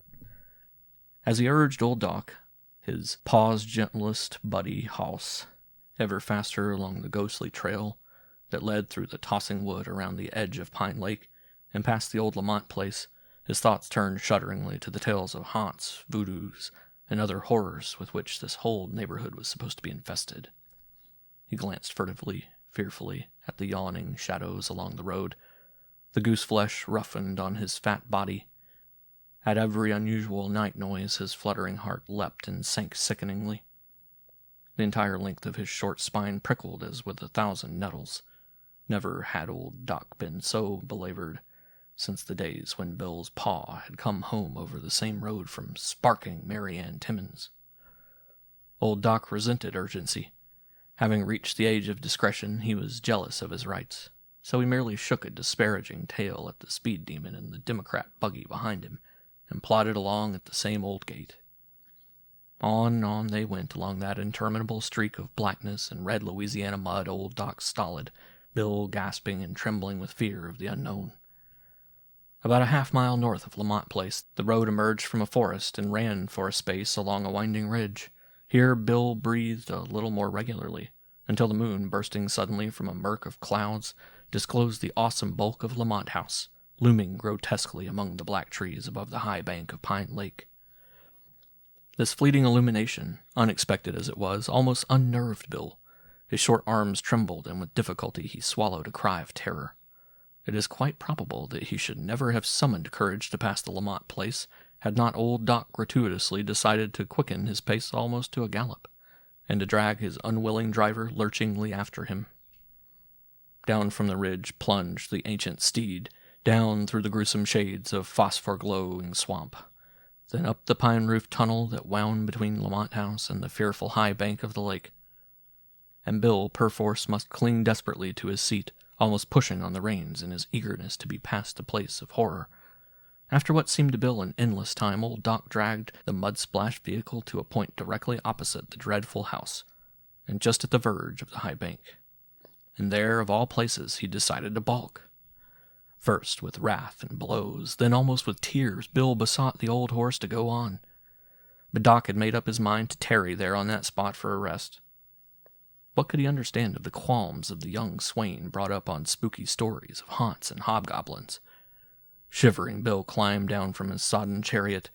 Fervently he cursed the impulse of mad vanity that had induced him to venture forth last night despite the menacing sky, to come before the coy Katy in the glory of his new mail-order outfit. What though a man delight 10 Katys with brown derby hat, only a little too small, green and gray and brown and red checked suit, patent leather Oxford slippers, and a wonderful vest and tie? What if a man, or a boy, Bill reflected self-pityingly upon his tender years. Knock 'em all dead at the dance over to the schoolhouse. Better that he were at home in his bed, unhonored and unadorned, than stalled here in a world of eerie terror, wet to the skin and fearful for his very life, afraid even to glance toward the old house. He kept on the side of the buggy next to the lake while he fumbled with Doc's harness in trembling eagerness to get the procession started again. At last the old horse showed signs of returning locomotion, and Bill started back to the Democrat to climb to the seat again. He put one foot upon the buggy step, and was in the act of swinging up to his place when there came from the dreadful blackness almost into his face the horrid screech of a hoot owl, a screech that sent Doc galloping up the road as fast as his rickety legs would take him and sent Bill staggering. With a quavering squawk, Bill turned and started to run in blind terror straight toward the edge of the precipitous lake bank. A providential root laid hold on one flying foot and flung him as flat as he could lie upon the rotundity of his abdomen. He lay for a moment on the ground, kicking, clawing, and groaning with pain and terror. The moon, which had been obscured since the beginning of Doc's rush down the ridge, shone forth again with the ghastly light that heralded approaching dawn. Its radiance illuminated the lake and struck a shaft on the chubby figure of the prostrate Bill. He had fallen so close to the bank that his head protruded from the edge. His protuberant eyes stared about for a space unseeingly. Then gradually he began to notice objects below him and to realize his predicament. Among broken white rocks and drift at the foot of the cliff, the water of the lake lashed itself into foam or swirled away in horrible black eddies. The effects of the storm had not yet passed. Seeing all this, Bill moved with celerity. He fairly clawed the ground in his haste to be up and away. But his troubles had only begun. As he was scrambling back from his perilous position, he caught sight of something moving in the edge of the water, something that rose and fell with the waves sluggishly like drift, yet something that was not drift. Bill stared at the strange thing fascinated. He saw it whirled away from the shore, then a moment later, by an unusually heavy wave, flung high on the rocks to lodge firmly in a crevice. When the water receded, the thing lay stretched out full length in the moonlight, half in the churning wash, half out. Like one hypnotized by terror, Bill gazed down upon the ghastly object, which was now clearly revealed to him by the blue radiance of the moon. What he saw was the body of an old man, the white face upturned to the stars, the long white hair rippling snakily in the water, the chin wobbling sickeningly above a gaping cut across the throat. Stupor held the unfortunate youth for a moment, but for a moment only. When the full force of his discovery dawned upon his dazed mind, he let out a yell that might have been heard in Crawford 3 miles away and fled. He fled with animation. He took the obstacles like a string of hurdles. Neither fence nor ditch stayed him. On he fled, on and on. How many times Bill fell in that aimless dash the world will never know. It is doubtful if Bill himself knows. From the thrashing trail discovered by the searching party next day, however, the number of croppers must have been something to conjure with. Running with a natural galloping stride, Bill described in his going a sort of irregular semicircle, and finally slipped and fell flat on his back in the Pine Lake Road south of Lamont House. There he lay gasping for breath and staring fixedly at a roadside bush from the branches of which wailed a plaintive whippoorwill. Owing to the obstacles that had impeded Bill's wild journey, old Doc, galloping steadily along the road toward his oats, was not far behind his master when the clinging mud of the road claimed its victim. Indeed, Bill had just summoned strength to extricate himself from the mire, and had clambered to his feet preparatory to continuing his flight when he heard a horrible, slogging, splashing noise just behind him that caused him to shrink back into the bush of fearsome bird calls, every hair of his head lifting as at the touch of a spirit. The tattered vagabond that had been the effulgent lover of Katy Barnes was clinging weakly to a sickly sapling when old Doc floundered by, and it was with joy and relief beyond expression that Bill sprang in hot pursuit of the lurching Democrat, caught on to the end gate, and climbed at last into the seat. Doc loped peacefully along, unmindful of the return of his driver. Bill felt, for the moment, comparatively safe, and he gathered up the fallen reins with a show of returning calm. He even began to whistle "Hold the Fort" to steady his courage. Still, he found himself casting troubled glances toward the reeking trees that crowded the road, and the occasional flutter of some night creature would set his heart wildly pounding again. It seemed that the powers of darkness were out in force. The waterlogged pines were vocal with weird whispers. The moon, sinking in a pall of inky blackness, shed a fitful, ghastly light that set the noisome waters of dismal forest swamps a-sheen, only to fade away to utter night. Somewhere a rivulet was babbling among rocks, and its sound brought back to Bill a vivid mental picture of the thing he had seen from the lake bank. He stood up in the Democrat the better to lay upon the back of the now lagging Doc the ancient buggy whip, and blind with his terror he steered the horse out of the road. As the wheels began to crash over the uneven turf off the trail, Bill realized his hapless situation and began praying in a loud voice for divine light and heavenly guidance. Almost it seemed in answer to his prayer, a flash of distant lightning leapt into life on the scud of the subsiding storm and revealed to him his surroundings. He was in the middle of the old Lamont family burying ground. The flying wheels had just struck an ancient tombstone, and there was a crash as the thing fell. Just as the lightning flashed, a long, clammy branch of dripping hemlock struck Bill in the face hard enough to knock him back into the buggy seat. Then a mourning dove, scenting the approach of dawn, cooed sobbingly from a cypress nearby, and from a dank swale of the forest sounded a raucous, blatant, long-drawn laugh. With one horrified leap, Bill left the Democrat. He was running when his feet struck the ground. He faded away from that place even as the lurid glow faded from the cloud pall. It was yet 2 miles to Crawford, but Bill covered the distance in about the length of time it would have taken an ordinary runner to travel half as far. He flung himself upon his father's porch and began clawing and beating at the door. Old Man Joy, who was at the moment just getting dressed, heard his son's final struggles and naturally thought one of the coon dogs was begging for breakfast. "Wait a minute, drat you," he called out. "I'll feed you right smart soon." At the welcome sound of his parent's voice, poor Bill revived. "Oh, Paw," he moaned. It's me, for God's sake, let me in." He choked. "The Senecas have took to the warpath and scalped the whole winter colony out to the lake. I seen the bodies laying on the rocks below that high bank bleeding like stuck hogs." There was a rattling sound and silence. Mouth agape, the old man hurried to the door and hailed his record-breaking son into the house. He laid the inert scarecrow on the lounge and stood back to stare in wonder. As Bill revived from his self-induced stupor, he became partially coherent, and the more or less authentic details of the night of horror came out. His father swallowed some of the yarn and discounted the rest so that he arrived at last at a fairly shrewd approximation of the truth. At least he became certain that his son really had seen something out of the ordinary. "We'll get Clem Withersby," the old man decided when Bill's narrative had begun to ramble back over the old trail.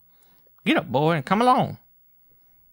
Together, father and son left the house and hurried away toward Crawford and the constable. As they went, the old man kept muttering to himself in a way that caused Bill to huddle close to his side. "I reckon," was the burden of the father's half-whispered monologue, "I reckon, Bill, you've run on to that awfulest thing you ever dreamed of. Puts me in mind of the tack-off old Cash Lamont 20 years ago." And so was the news brought to Crawford of Pine Township's first terrible murder since the mysterious death of Cassius Lamont, a score of years before. End of Section 6. Section 7 of The House of Dust by L.A. Borah. Synopsis of preceding chapters. Lamont House, near the little Louisiana town of Crawford, has been untenanted for 20 years since a mysterious murder of Cassius Lamont took place there. Village superstition says that the gloomy old mansion is the abode of ghosts and haunts. Gerald Lamont, son of the murdered man, wants his bride to meet his sister Elise, and thinks it will be a lark to have the meeting in Lamont House. Sending Weems, his butler, ahead to put the house in order, he telegraphs Elise to meet him and his bride there. Kirk Hayward, a young doctor and boyhood friend of her brother, drives Elise to Lamont House through a severe rain. A shaft of light is seen for a minute shining from one of the windows of the house, so Elise bids goodbye to the doctor and sends him back to the village. Elise finds nothing but dust in the house, thick, clinging layers of it. Setting her black traveling bag on the floor in the hall, she starts to go up the stairs when she sees on the railing the fresh imprint of a human hand. She goes back to get her traveling bag to return to the village, but it has disappeared. Bewildered, she returns to the stairs and finds that the imprint of the mysterious hand has disappeared, and the dust is as thick and even on the railing as if it had never been touched. Terrified, the girl stumbles wild-eyed out into the storm. Dr. Hayward, hearing the hysterical girl's story at the end, decides to investigate and races out to Lamont House in his car. He finds in an upper hallway the faint half-print of a naked foot. He searches the rooms, and when he returns to the hallway, the footprint is gone. Overcome by the drowsy heaviness of the air, he falls asleep sitting on the stairs. He is awakened by a blood-chilling scream, which sounds twice and ends in a horrible, bubbling gurgle. Hayward rushes to the end of the hall. A pencil of greenish light flashes across the corridor. A knife whirs past his head and strikes quivering into the window casing. And a door crashes shut. Finding the door locked, he puts his eye to the keyhole. By the ghastly glow of a green-shaded lamp, he sees a man tilted grotesquely backward on a chair, dead from a welling gash across the throat. Smashing the panels of the door, Dr. Hayward stumbles into the room and falls against the body of the murdered man. As he staggers to his feet, he catches a glimpse of himself in the mirror, and beside his own image appears for a second another. It is the face of Elise Lamont, and her hands clutch a knife. Elise at the end has awakened from a terrible dream, and she thinks the dream is a message that her brother Gerald is in danger. She has dressed and gone out into the storm again, determined to warn her brother if he really is in Lamont House. As she goes into the corridor upstairs, she finds in the windowsill the knife that has been thrown at Hayward. She takes it into her hands, and at the end of the corridor she sees an almost unbelievable scene. The dead man, tilted back in his chair, with a gaping cut across his throat, while over him, one hand raised as if to strike, and a streak of blood across his white face, stands Kirk Hayward. Screaming, she flings the knife from her and rushes out into the storm. Dr. Hayward tries to follow her, but she eludes him. He returns to the house, but the murdered man has disappeared, and a gray film of dust is over every square inch of the room. At 3 o'clock in the morning, Bill Joy, returning from setting up with Katie Barnes, his Pine Township sweetheart, finds in Pine Lake the body of a murdered man, whose throat is slit from ear to ear. He brings to the village of Crawford the news of Pine Township's first mysterious murder since the death of Cassius Lamont, a score of years before. End of Section 7. Section 8. The Crawford Posse. The sun was just clearing the treetops when old Joy dragged the exhausted Bill up the front steps of Constable Clem Withersby's house and pounded peremptorily on the door. The old man had been pumping Bill on the way, and by dint of honeyed cajolery, fearsome threats, and a liberal discounting of the exaggerations due to his son's perfervid imagination, he had arrived at some inkling of what the young adventurer had really seen, hence the noisy summons. After beating on the door at intervals for 10 minutes or more, the old man finally succeeded in arousing Constable Clem.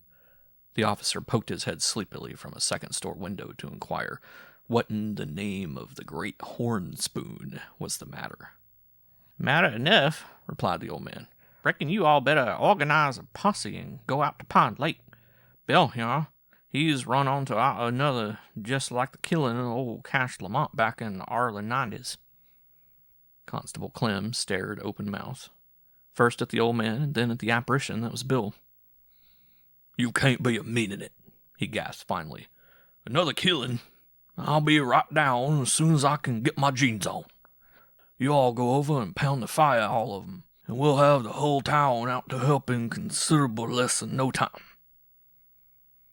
Old Man Joy seized the shrinking Bill by the hand. "Come on, son," he drawled, and away went the two of them to sound the rusty wagon tire that served Crawford as a village tocsin.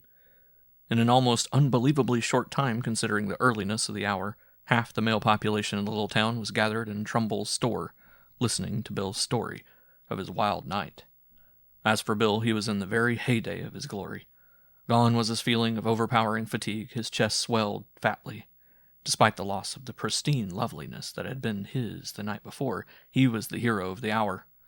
Draping himself chastely behind an open work-chair, he performed wonders of narration.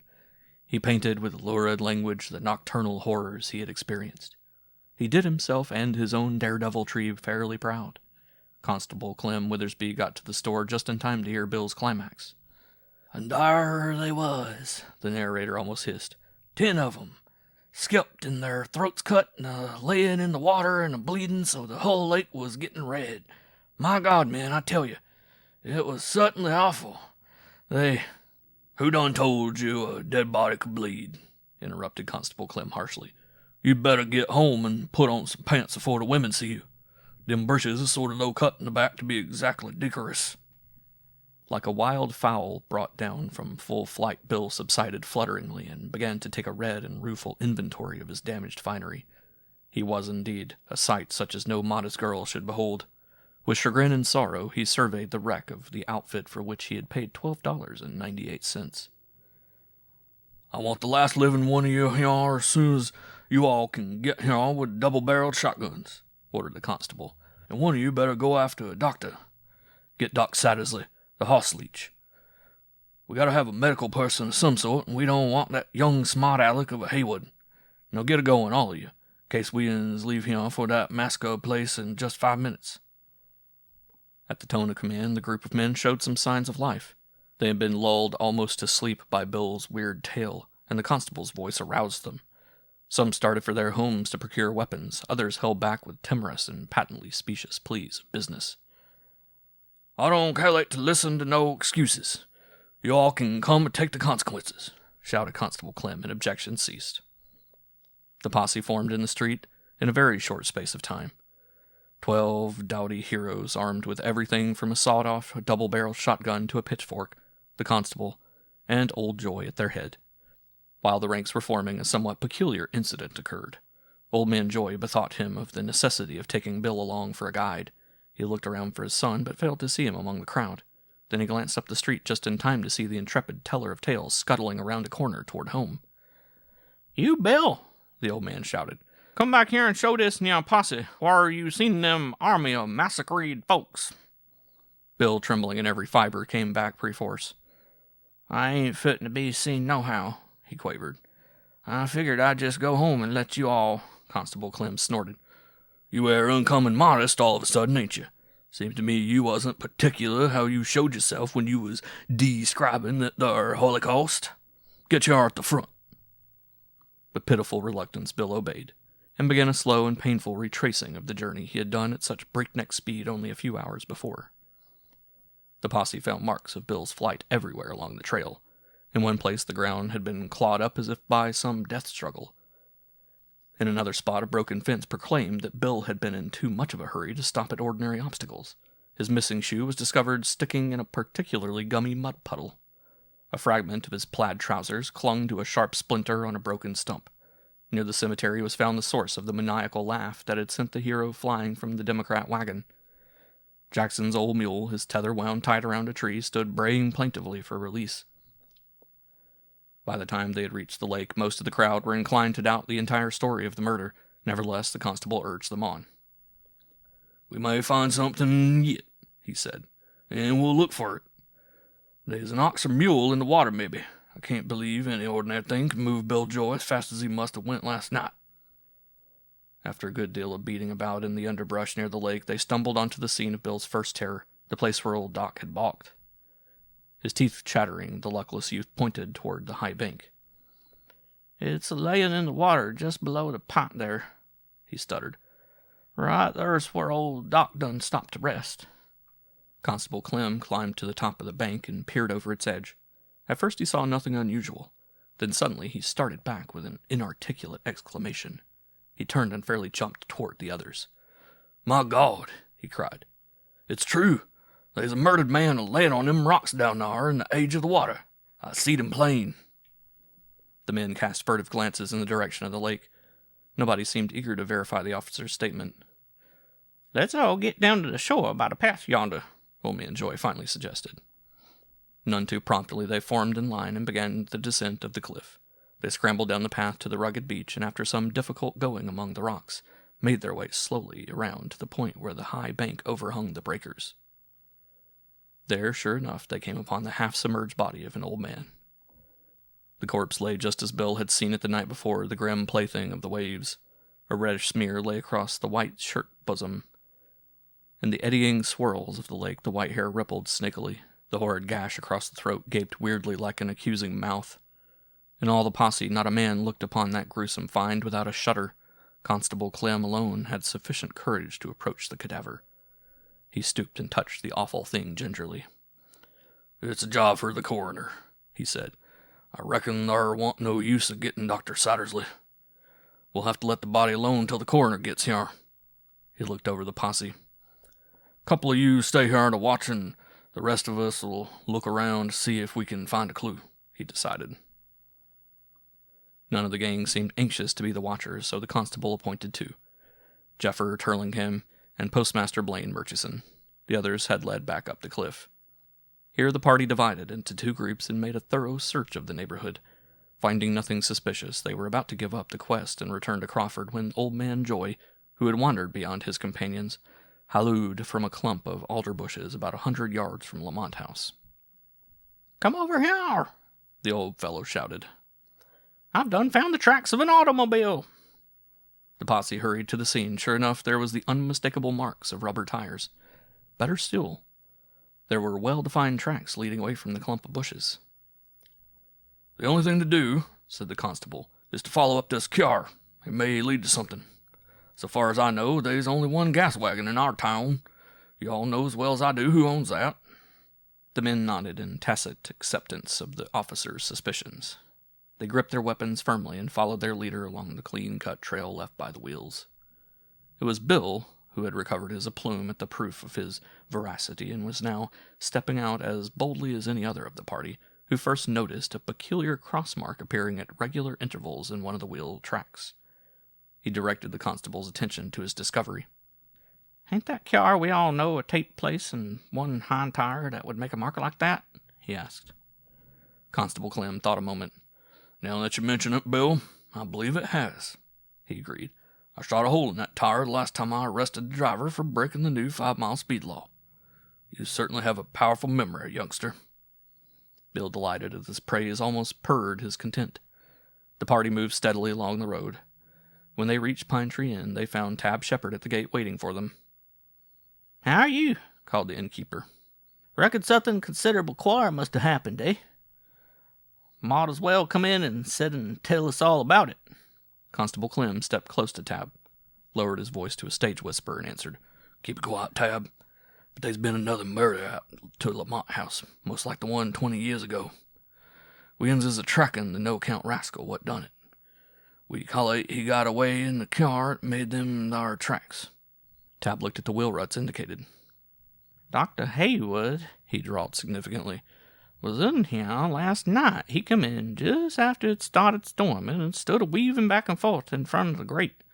And once he made like to start out again, while he was here, a girl done come running up onto the veranda and bust in on us, a-fainting and a-falling right into the doctor's arms. She told a story in a gaspy way about nobody being to hum and about the dust crawling on the stair rail. I couldn't make head nor tail to it, neither could Esmeralda.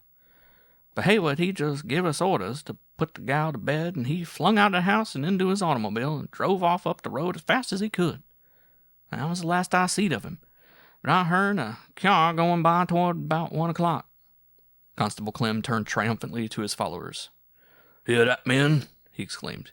"We'ns better hurry, I reckon, or our precious rascal may get away from us. Come along, Tab." And without more ado, he urged his entire party along the telltale track of the car.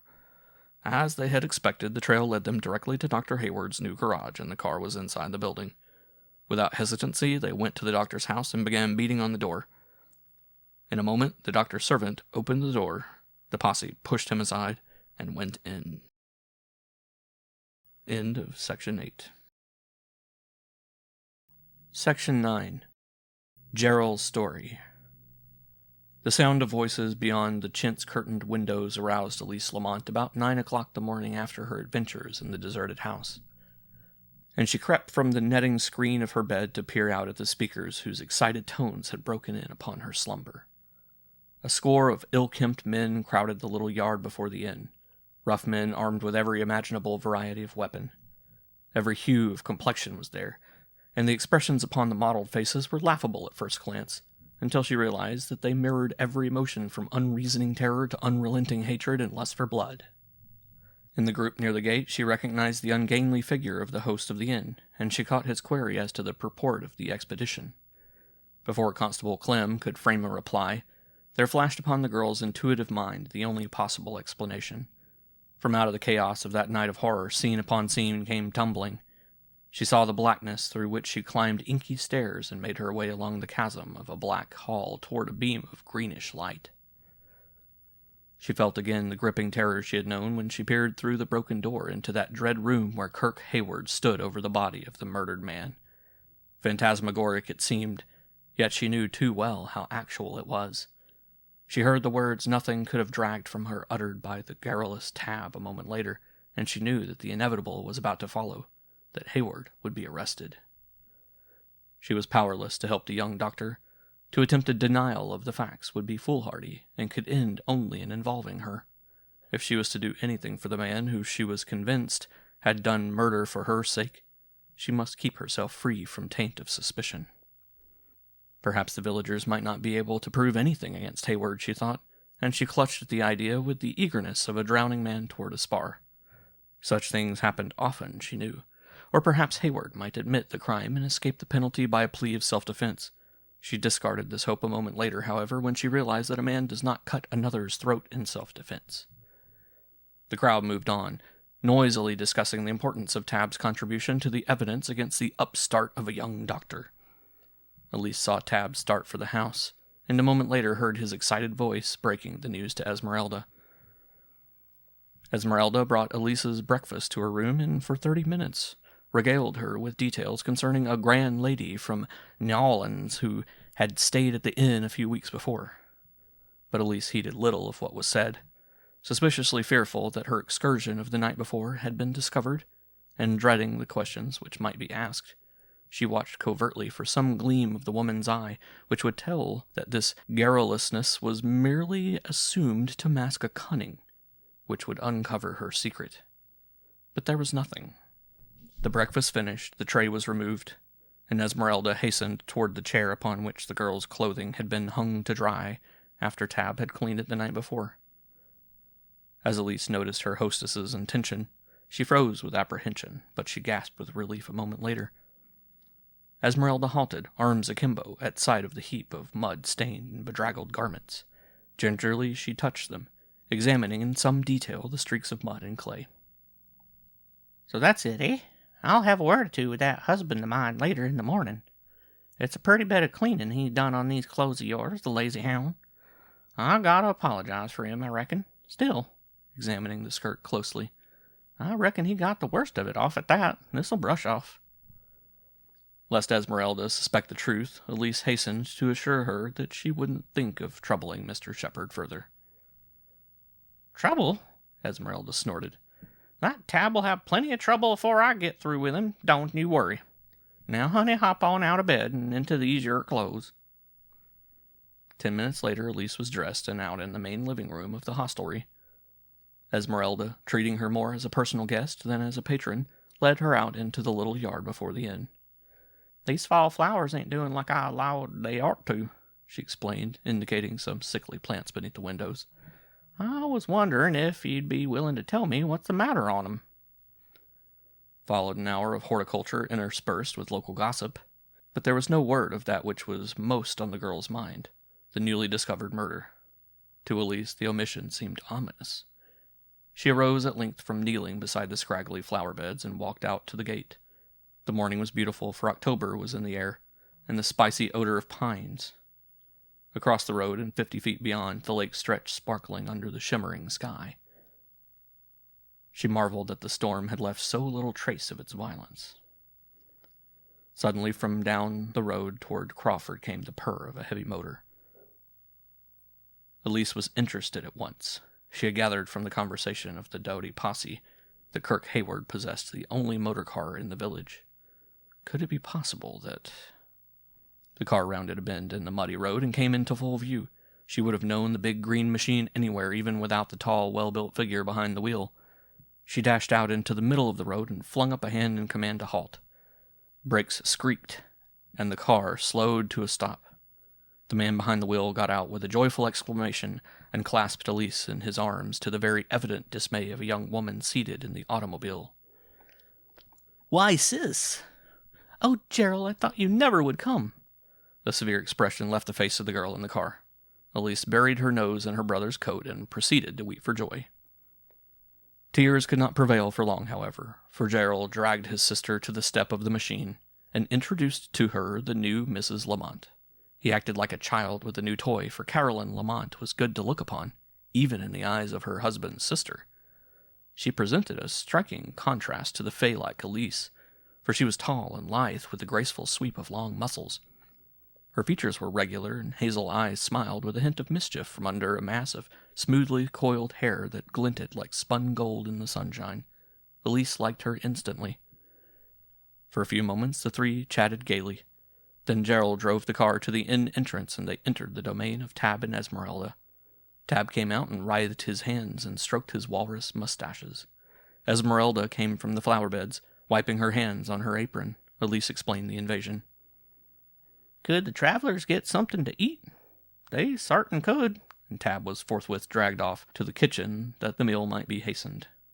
While they waited, Gerald opened a subject which Elise had been dreading, for it seemed to call for a relation of the happenings of the previous night, which she was by no means ready to give. He took up the matter of her arrival before him. "What I don't understand, sis," he said, "is how you happen to be here this morning. I wrote you." "You wrote me to come Tuesday the 19th on the train that gets here about 7 o'clock in the evening, and yesterday was Tuesday." Gerald laughed. "Yes, but it was Tuesday the 18th. It was probably my mistake in the day of the week. It's lucky you stopped here instead of going on to the old house. You wouldn't have found anybody there but old Weems, and if it stormed here, as it did where we were, last night was not one to spend in a place like that with only a feeble old servant for company." Elise shuddered, but managed a weak smile. She knew too well what last night in Lamont House meant. "I was rather disappointed," she said after a moment, "when I didn't find you at the station, but a machine brought me this far, and Mr. and Mrs. Shepherd have been very kind." She changed the subject abruptly by putting a question she had been puzzling over ever since she had received Gerald's letter. "Just why did you decide to spend your honeymoon at Lamont House, Gerald? You know as well as I that nobody has been near it for years, and it must be positively filthy with dust. Urgh!" The reality of her shudder escaped Gerald, who glanced at Carolyn before answering the question. "Shall we tell her?" he asked. Carolyn smiled mysteriously and nodded. "It's a bit of a lark," began Gerald. "A treasure trove excursion, if you please, with more promise of success than is to be found in the average enterprise of the sort. That's one reason why I wanted you along. I never shall forget how you and I used to play pirate in Aunt Ellen's old attic and find vast fortunes in those old horsehair trunks. So when Carolyn and I started out in search of hidden wealth, we made up our minds to ask you to come along." "That was kind of you," laughed Elise. "Go on with the wild tale, please." "Well," continued Gerald, "it all goes back to the days when we were kids in the old house at the end of the lake. Neither of us can remember much of Father. My recollection is a little clearer, perhaps, than yours, but even I have only a dim memory of him as a tall, rugged man with gray eyes like yours, and a skin tanned to the color of copper from his long travels among the Mexican Cordilleras. I can just remember his return from his last trip and the atmosphere of excitement that hung about the old place just after he got back. He was tremendously wrought up over something and rushed about getting ready for another journey to the Aztec country. But before he could go, well, you remember what happened. I can still see that gaping cut across his throat that stared at me when I rushed into his den the morning after the murder." He paused for a moment, for Elise had grown ghastly pale. "After it was all over, you and I were taken to Aunt Ellen Blakely. She took us in and mothered us as if we had been her own children, for she had promised Mother to look after us when Mother died. Just where the money with which we were clothed and educated came from never bothered me much until a year ago. I was certainly surprised to discover that it had been realized upon a part of a great treasure that Dad had brought back from some crypt in Mexico. The treasure was in the form of jewels, and particularly great rubies, and Weems, who had been with Dad on his last trip, was the only person who knew where the stuff was. I made a search for Weems and found him, wizened and old, in a city over near the Mexican border. He received me as though I had been his own son, and when I asked him about the treasure, he told me something of its history. It had been the wealth of an Aztec temple. The tale of how Weems and Dad had made away with it would have furnished thrills for a dozen dime novels. They divided the booty, and it was understood that if Weems got his share home safely, he was to have the proceeds of it. The portion Weems got totaled about 1/4 of the entire lot, he told me. On the way back, Weems and Dad got separated in their race with the Indians, and Dad got home first. He was killed before Weems reached Crawford. The tragedy of Dad's murder left everybody in the dark concerning the disposal Dad had made of his share of the Aztec hoard. but Weems is positive that the plunder was got home safely.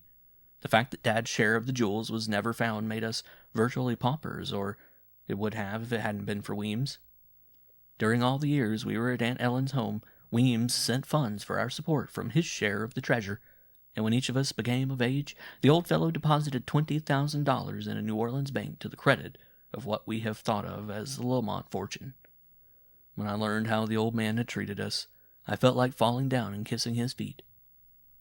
But the strangest thing Weems told me was that the booty Dad got from the Aztec temple was lying around somewhere just waiting for us to dig it out. I quizzed him as best I could, and he said he thought it likely that Dad had hidden the jewels here in Crawford in the old house. Weems was not certain of the truth of his supposition, however, and so I decided to go down into the Mexican mountains to investigate the matter. It was to Mexico that Carolyn and I went for our real honeymoon 2 months ago, but we found nothing for our pains but some very majestic scenery and some exceedingly peculiar people. There was one old voodoo, for instance, of whom I must tell you more some day. His name was Miedo, which in Spanish means fear, and he was aptly named. One had to get used to seeing snakes or lizards or almost anything else cold and clammy come crawling out of his filthy rags while one was talking to him. He seemed suspicious of us and waxed unnecessarily inquisitive about our business. I even found him snooping around our cabin one afternoon when I came home unexpectedly from a hike in the mountains. Since we had no luck in Mexico, Carolyn and I decided to come back here for the final search. Weems had been so certain that the treasure had been hidden away here somewhere that I wired him to meet us here, or rather to come ahead and make a part of the house at least fit for occupancy. This I wrote you about. Now it's up to us to pound walls and explore crevices until we find that mass of plunder. Weems estimates its value at perhaps $1 million. A pursuit of $1 million? Elise gasped at the thought of the amount they were to hunt for in the old house. Then a startling thought came to her. Might not this tale which Gerald had told account logically for that mysterious presence in those rooms of dust and dread? Could Weems have anticipated the arrival of Gerald and instituted a search on his own account for the glistening hoard? Could Weems have been the one whose fingers had left their marks on the dust-laden stair rails? The train of reasoning stopped abruptly. Weems might have made the marks, but how could he have covered them up within the next 10 minutes, and why should he wish to frighten her? She reflected that Weems had supported both her and Gerald out of his own wealth. He was above suspicion. Another suspicion came to her mind. She was reluctant to consider it, but it would not down. She remembered the picture she had seen through the broken door, Kirk Hayward standing over the body of a murdered man. The significance of all her previous suspicions of Kirk increased tenfold as she went over the events of the night again, in the light of Gerald's disclosures. Suppose Kirk had gone to that upper room and had found Weems there with the treasure just discovered. Cupidity was a powerful motive, she knew, and the killing of the old man would make the theft of the gems easy. It all looked damning for Hayward, but somehow she couldn't believe him capable of a crime. Gerald's mention of Miedo, the Aztec priest, opened another field for conjecture. She wondered whether it would be possible for one of those medicine men to follow a trail to Louisiana. She was forced to dismiss the thought as utterly preposterous. And yet, she could not help thinking of the unsolved mystery of her father's murder 20 years before. Neither Hayward nor Weems could have had a hand in that. During the time which the newlyweds spent over their luncheon, Elise weighed the strange problem, but she could make nothing of it. She finally determined to continue her policy of complete silence with regard to her own experience. Perhaps the day might bring to light something definite. "Gerald," she said as the meal ended, "perhaps Mrs. Shepherd can recommend some woman from the village to act as our housekeeper at the Lamont place. You seem to have overlooked the necessity of such a helper." The suggestion was thrown in to prevent any possible remarks of Esmeralda or Tab that might lead to embarrassing questions about the night before. Gerald proposed the matter to the innkeeper's wife when Esmeralda came in to clear away the dishes, and at the woman's reply Elise felt her throat tighten with fear lest her secret leak out. "Well," began Mrs. Shepherd, "after the goings-on at that Lamont place, I don't know as anybody will be willing to stay there. I'll do all I can, but you know when dead folks has been found around the place, it ain't all live folks is—" Gerald interrupted in time to save the situation. "Pardon me, Mrs. Shepherd," he said. "I know all about the reputation my old home has in the neighborhood. If you can get us a housekeeper who isn't afraid of spooks or haunts, we'll be glad to pay you well for the service." Esmeralda looked at Gerald queerly before replying, and Elise sat fairly shivering with suspense. Well, the woman finally got out. The widow woman that lives down by the north point of the lake, Mrs. Whipple, might be willing to work for you. She ain't afeard of haunts, so she says. Elise broke in quickly. Mrs. Whipple will be just the person for the place, I'm sure, Mrs. Shepherd. Thank you for the suggestion. You'll see to getting her, won't you? Again, Esmeralda looked queerly at Gerald, but she only nodded her assent to Elise's proposal and went back to the kitchen. Elise breathed a sigh of relief. The crisis had passed. End of Section 9. Section 10. Chapter 9. The Corpse is Up. Hayward sat on the edge of the rickety wooden bed in the coop that served Crawford in the several capacities of calaboose, pest house, and morgue. Fervently he cursed his luck. Then he began at the beginning and cursed some more, with particular attention this time to the stupidity of Constable Clem Withersby, the grannyish garrulity of Tab Shepherd, and the unmitigated asininity of Bill Joy. Altogether he swore with fair fluency for a normally mild-mannered, polite young physician. But none was there to point the finger of shame. Up and down the muddy path that led past the prison house stalked the redoubtable Constant Clem, his rubber boots sinking soddenly into the mire to come free with doleful, sucking sounds. There was hardly room for the patrol within the coop. Besides, the grisly remains of the murdered man had been laid out in the room adjoining the young doctor's cell, and the constable had never hankered much to be around dead folks. For comparative privacy, the prisoner had to thank the necessity that combined Crawford's morgue with its jail. Up and down, up and down, up and down, slopped the grim sentinel. His fireman's hat and oil-skinned slicker wished past the barred window of the cell with the regularity of a pendulum.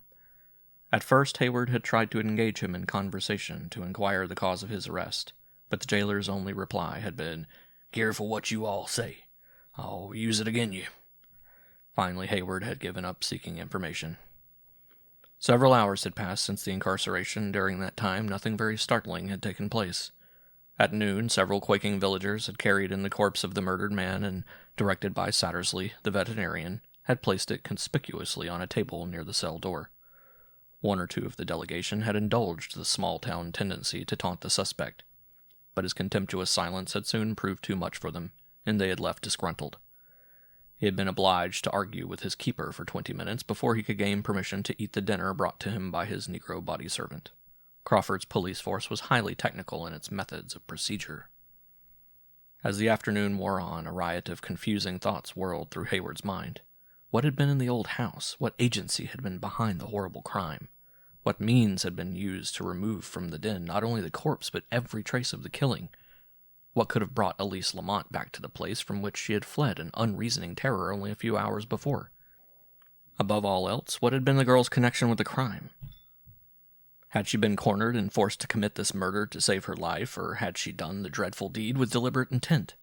The evidence of that horrible reflection of her in the mirror as she stood there in the doorway with the bloody knife in her hand seemed to point to Elise as the guilty person. But the young man could not bring himself to accuse her. A vision of her appealing face with its soft contours, her wistful gray eyes, her brave, open smile kept coming before him to drive away his suspicions of her. He realized that in the short space of that evening ride she had become very dear to him. He swore to go to any length rather than permit her to become implicated in the murder case. Turning at length from the mystery of the killing, his thoughts went to the flight of the girl. He wondered where she had gone. Perhaps even now she was in that house of crawling dust, a prey to the horror, the creeping dread, the breathing blackness. A strong shudder went over him at the thought. Elise might be enduring any one of 100 nameless agonies while he sat powerless, closely guarded by the person whom he considered the stupidest dolt in fooldom. Even now he thought the winsome little beauty he had come overnight to love might be facing death with nobody near to protect her, and all because the ignorant Crawford populace had hunted him down and imprisoned him in this isolated chicken coop. Wrath choked him. He sprang up and paced his narrow cage in fury. He determined right there to break jail as soon as darkness came on. He had been arrested and thrown into this comic opera dungeon without a warrant and without one jot of reasonable evidence. That fact would justify any attempt on his part to escape. The flight of Elise, the necessity of solving the mystery of the old house, a score of reasons made his getting out imperative. Calmed somewhat by his decision, he returned to his seat on the complaining bed. He even smiled a little to himself at the thought of the important air Doc Sattersley had put on when the corpse had been brought into the jail. Only a week before, the doctor had diagnosed as smallpox a case of hives, and confined in this very place a luckless tramp who had fallen into his clutches. The sight of that sheeted thing in the next room brought diverting thoughts not only of Doc Sattersley, but of the other superstitious villagers as well, and, best of all, of Bill Joy. He had heard snatches of Bill Joy's story on the way to the jail. Truly the prospect of befooling these ignorant crackers held forth some promise of pleasure. With a deal of conjecture and planning on ways and means of escape, he spent the time till dusk. About 7 o'clock came his negro with supper. At this time, too, he was relieved to note that Constable Withersby gave over his job as warden to old Blame Murchison, the postmaster. The negro, trembling all over for fear of the corpse, backed out of the jail and left his master in charge of his new jailer. The postmaster proved more communicative than his predecessor. Indeed, he seemed rather to prefer the inside of the chamber of death with Hayward as a companion, to the fearful shadows and clinging mud of the path. The calaboose, on account of its other use as a pest house, had been built some 3/4 of a mile from the corporation line. It stood halfway between the village and the lake in a low, swampy place, the haunt of 1,000,000 doleful frogs. By the superstitious, it might easily be regarded as a region inhabited by all manner of weird supernatural beings. The unhallowed situation was too much for the new guard. "It's an awful bad night," he vouchsafed by way of overture, seating himself on a camp stool as close as possible to Hayward's cell door, and at the greatest measurable distance from the body. "I don't know as I ever seen a wuss night for ages. My back's beginning to ache already." Hayward expressed concern. "Are you subject to malaria?" he inquired innocently. "Am I what?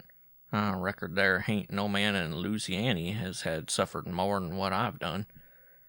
It's left me with rheumatiz so bad I can't hardly tote the mail down to the train mornings." A plan was assuming definite shape in Hayward's mind.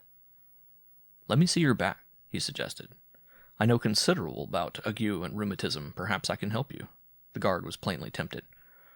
"I ain't supposed to say nothing to you," he objected. "But I don't know as it'll make such a heap of difference. Constable Clem warn't no need being so particular." "I'm not dangerous, I can assure you," the doctor encouraged him. "If you have symptoms of an attack of swamp fever, I think I can tell you how to ward it off, that is, provided you'll let me." "I've hearn tell as you cured old Miss Liza Danner of the ague.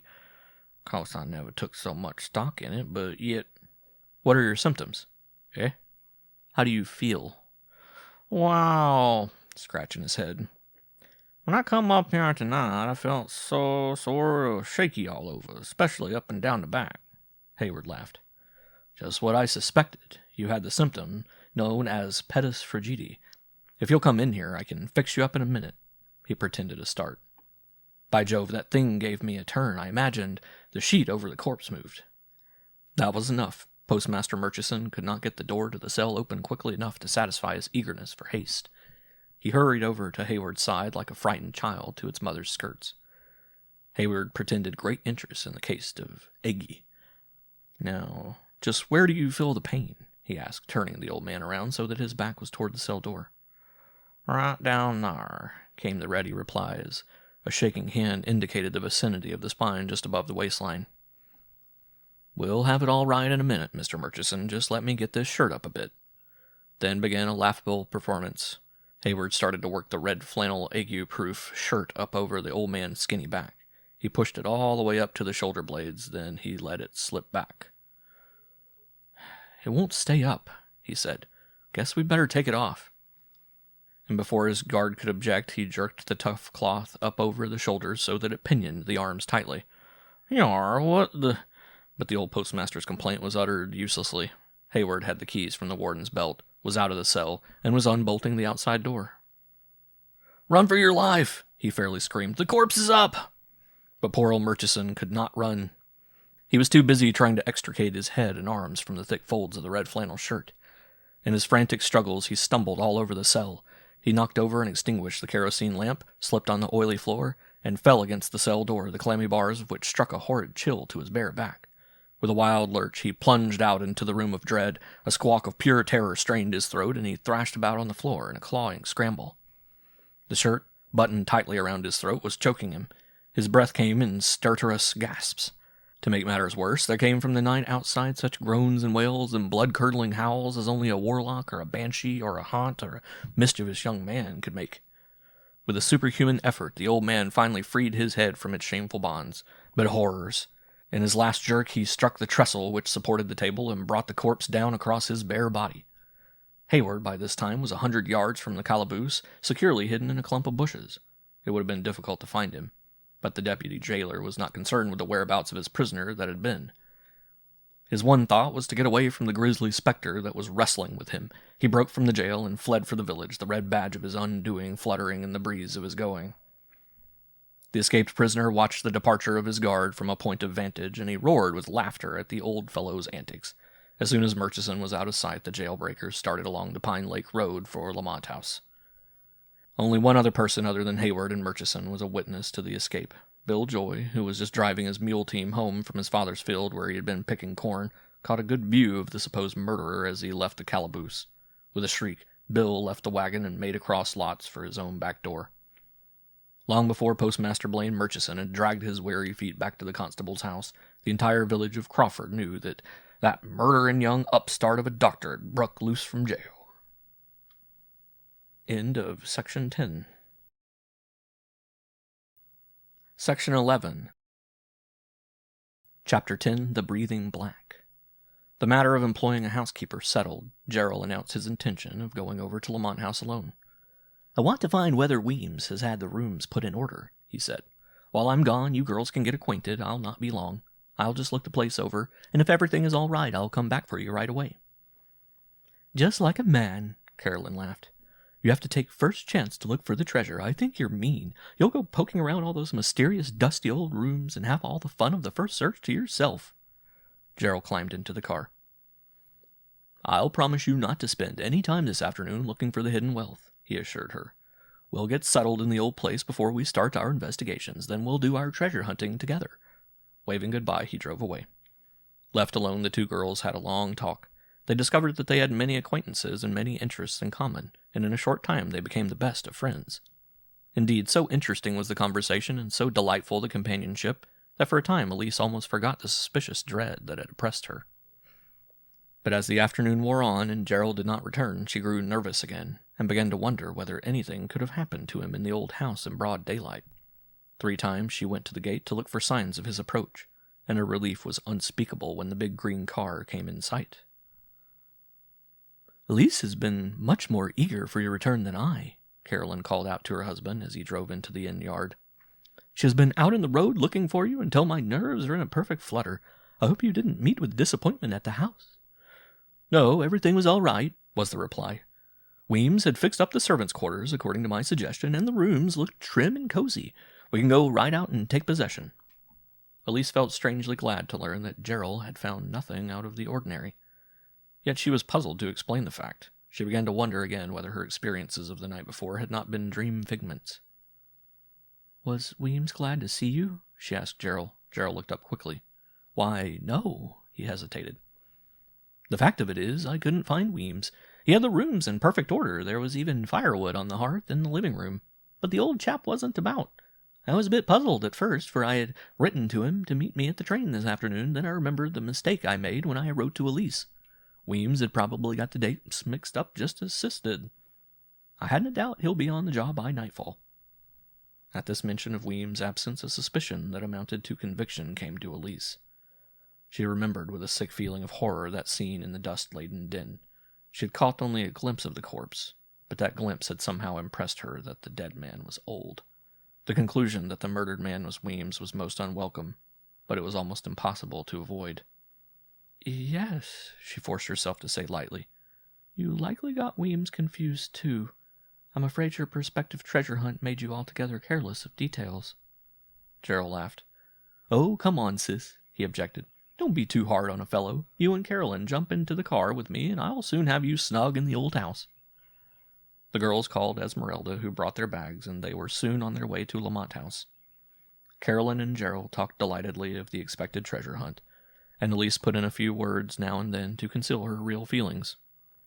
Daylight had wrought a wonderful improvement in the appearance of the old mansion. As they drove up to the porte cochere at the side opposite the veranda of Elise's adventures, there was not a sign of the mystery and fearsomeness that had surrounded everything by night. Gerald stepped out of the car and ran up a flight of steps that led to the door. He swung open the heavy portal and rumbled in tones of sepulchral gravity. "Enter the only authentic haunted house in Louisiana." Carolyn laughed, and Elise joined in rather faintly. Gerald handed them from the machine and bowed them into a well-lighted hall from which they passed into a cheery living room that was warmed by a bright wood fire. Surely there was nothing awesome in this portion of Lamont House. "I thought a little heat might be all right," said Gerald, "so I lighted the wood Weems had provided. The bedrooms are beyond the double doors there. You'll find them just as comfortable as this." The girls had soon explored the part of the house which had been prepared for their reception. As Gerald had said, everything was in perfect order. There was absolutely no indication in this wing of anything mysterious or uncanny.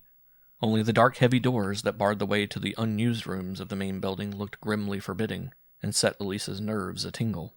Carolyn was delighted with the place. "Don't you just love it?" she asked. "I have always been simply fascinated by bolted doors. It is great fun to wonder what lies behind them." "Yes," Elise agreed. "Locked doors are usually very suggestive, particularly to people of an imaginative turn." She could not repress a shiver. "Shall we go back to the fire? It's a little damp here." They went back to the living room. The afternoon seemed interminable to Elise. As the shadows lengthened, the atmosphere of occult mystery returned to the house. Even Carolyn and Gerald felt it. After wandering about the rooms a little while, Carolyn lost some of her enthusiasm for exploration and came to sit with the others before the fire. The conversation lagged. Somehow plans for seeking the treasure ceased to be an attractive topic for discussion. At 6 o'clock, a great rattle and clatter along the driveway gave them all a start and brought them hurrying out of doors. Tab Shepard's man had just driven under the porte cochere with the woman whom Esmeralda had engaged as cook for them. The fellow appeared to be in a dreadful hurry. It was amusing to see how quickly he got rid of his fare and left. Without waiting even long enough to receive his fee, he pounded off down the road at a rate that threatened to wreck his decrepit vehicle. "A haunt is the only thing on earth that can move a chap like that as fast as he's going," laughed Gerald. He turned to the woman. "Your room is the third down the hall, Mrs. Whipple," he said. "Weems, our butler, is not here this afternoon, but he'll be back soon and will show you your duties." The woman stared at Gerald queerly. She was a heavy, dark person, almost Italian in appearance, and her gaze was peculiarly direct and penetrating. "I don't think Mr. Weems will be here tonight," she said finally with sinister emphasis. "Why? What do you know about him?" asked Elise before Gerald had time to say anything. The woman turned toward the girls, eyeing them almost accusingly. "Bill Joy found a dead man this morning in the lake below the high bank yonder," she said slowly. "The throat was cut from ear to ear. Some of us folks have lived here 20 years, and we knew the corpse for Cash Lamont's old butler. We recollected how somebody else was found. It's all mighty queer about Weems dying the same way." With a shrug, she stooped and picked up her bags. Gerald was the first to recover from the shock of the news. "Weems murdered!" he gasped. "Tell me more about it, Mrs. Whipple. Is anybody suspected of the crime?" The woman set down her belongings. Her taciturnity dropped from her in an instant. Evidently, she had been only awaiting an invitation to tell what she knew. She began the story as though she enjoyed it immensely. "The poor old man was found right in the edge of the water with his throat cut, just like... Yes, I know," interrupted Gerald. "But who do the officers think is the murderer?" "Oh, him?" She spoke as if a conviction was assured. "They've took young Doc Hayward for the killing. I reckon he's guilty all right." An involuntary cry escaped Elise, and Gerald turned quickly toward her. "Why, sis, what's the matter? You're as white as a sheet." Elise struggled for control. "I'll be all right in a minute," she said. "My nerves are a little upset, I suppose. The shock was too much for me. Let's go into the house and have Mrs. Whipple tell us the particulars. Really, I feel quite myself now." She led the way to the living room. On account of a heavy bank of clouds which had risen in the west, dusk was coming on exceptionally early. It was almost dark indoors. Gerald went into a room across the hall and returned with a big lamp, which he lighted and set on the mantel. "There, that's much more cheerful," he said. "Now, Mrs. Whipple." The woman settled herself comfortably in a chair near the fireplace and went into details. Her story was badly garbled, and parts of it were patently the product of her own imagination. However, she gave the main facts of the case as they'd appeared to Constable Clem and the other villagers. In conclusion, she wove quite gratuitously a long rope to hang Kirk Hayward. "This young doctor," she said, "has just got back here from college. He ain't been overly popular with folks hereabout for a long time. There's them as says he's a-practicing voodoo. One thing's sartin, he has cured a lot of chills and fever in mighty queer ways, a-putting oil on the swamps and such like. Constable Clem Withersby says he was covered with blood when he arrested him. This ain't going to be no mystery like. Remembering again that she was speaking to Cash Lamont's children, she stopped suddenly and sat slowly, shaking her head. "We'll have a bite to eat," Gerald decided, "and then we'll all go down to Crawford to find out if the dead man really is Weems. You had better see if there is anything in the kitchen, Mrs. Whipple." The housekeeper got up and left the room at once. Unlike the other villagers, she was not greatly terrified by haunts. Her fearlessness had been the qualification Esmeralda had considered in hiring her. After she was gone, the others sat quietly for a few minutes. Then Gerald rose and faced the girls. "Constable Clem Withersby is an ass," he ejaculated. "He has followed the usual country custom of arresting the wrong man on circumstantial evidence. Of course Kirk Hayward didn't kill Weems. I've known Kirk since we were boys together, and I know he wouldn't harm a fly. If Weems had been murdered, his death has been accomplished by the same mysterious agency that killed Father. I'm certain now that someone outside the family knows about the hidden jewels and has been here looking for them. If we find that someone, we shall find Weems' murderer." Carolyn drew close to her husband. "I'm beginning to lose my interest in the treasure hunt," she said. "I think we had better go back to New Orleans." Elise said nothing. She was occupied with a riot of conflicting impulses. To tell what she knew of the crime would be to throw suspicion on Hayward, and, like her brother, she felt almost positive that Hayward would not have stooped to the crime. Gerald patted his wife's shoulder soothingly. "Don't be frightened," he said reassuringly. "This thing will look a lot less terrible in the morning." He led the conversation away from the subject of the murder. In a short time, Mrs. Whipple came into the room to announce that supper was ready, and they all went into the dining room. Although the housekeeper had prepared an excellent meal, no one enjoyed the food much. After making a pretense of eating, they all returned to the living room. Gerald looked at his watch. 7:30, he announced. "Get your wraps, girls, and we'll drive over to Crawford. We'll have to hurry. I think there is a storm brewing."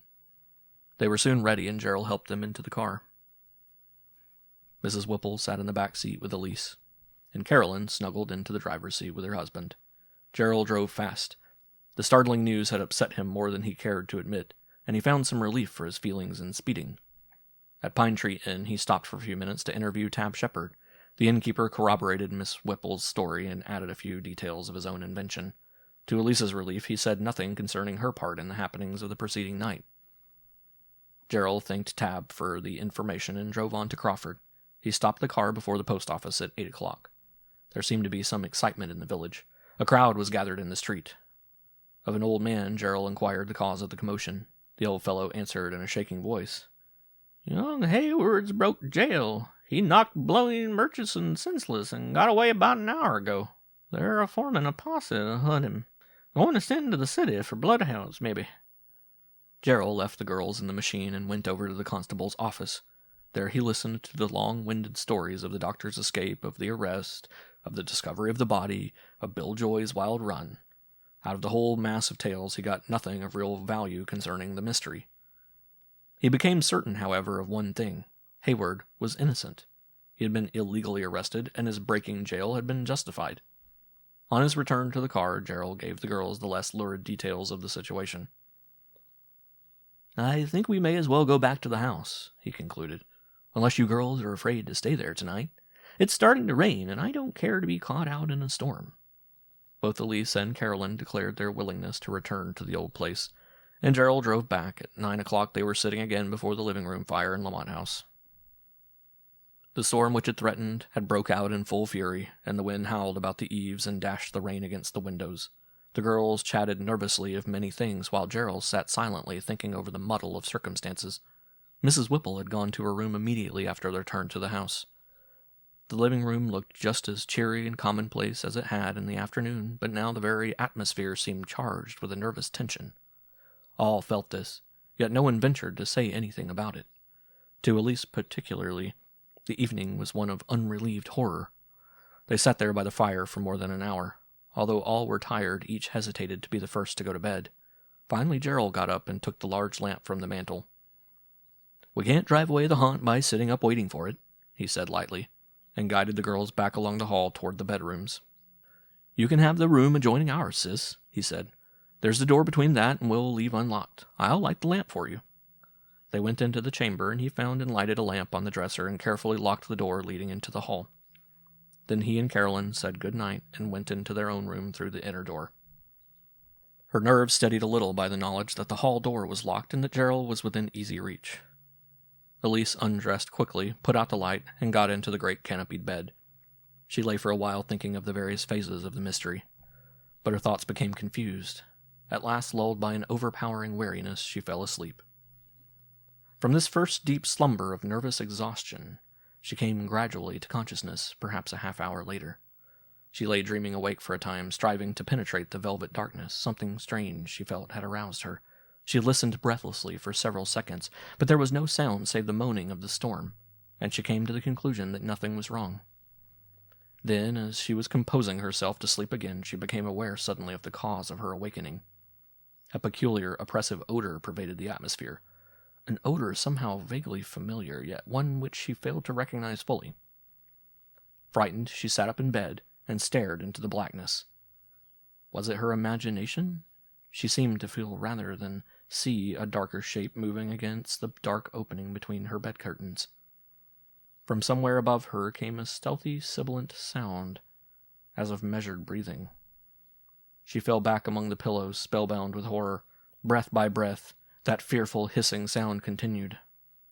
There was a nameless presence in that region of breathing black.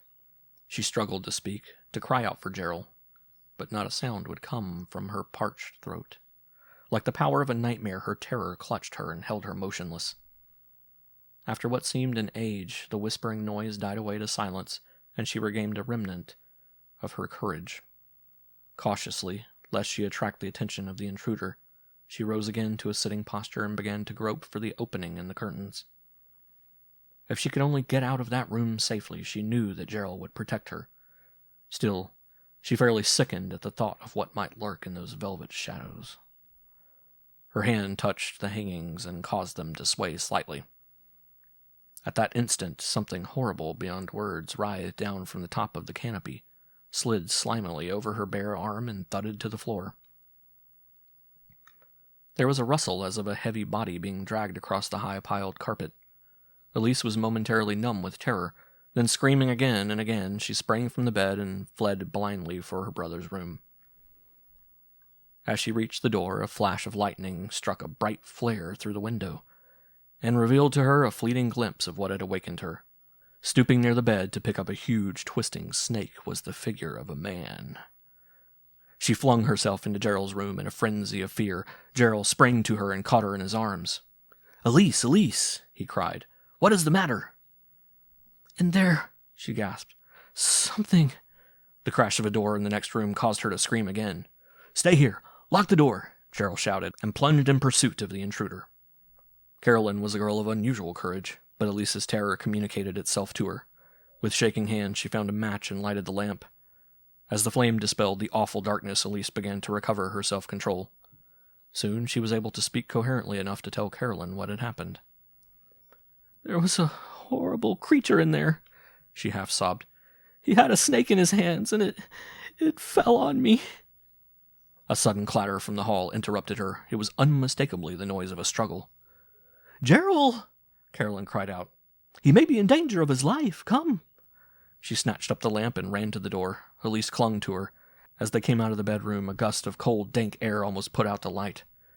They looked for the source of the draft and found it. The great doors at the end of the hall were swinging wide open. They dashed down the long corridor and out through the black opening into the cavern of the unused room beyond. There they paused a moment, confused, uncertain which way to turn.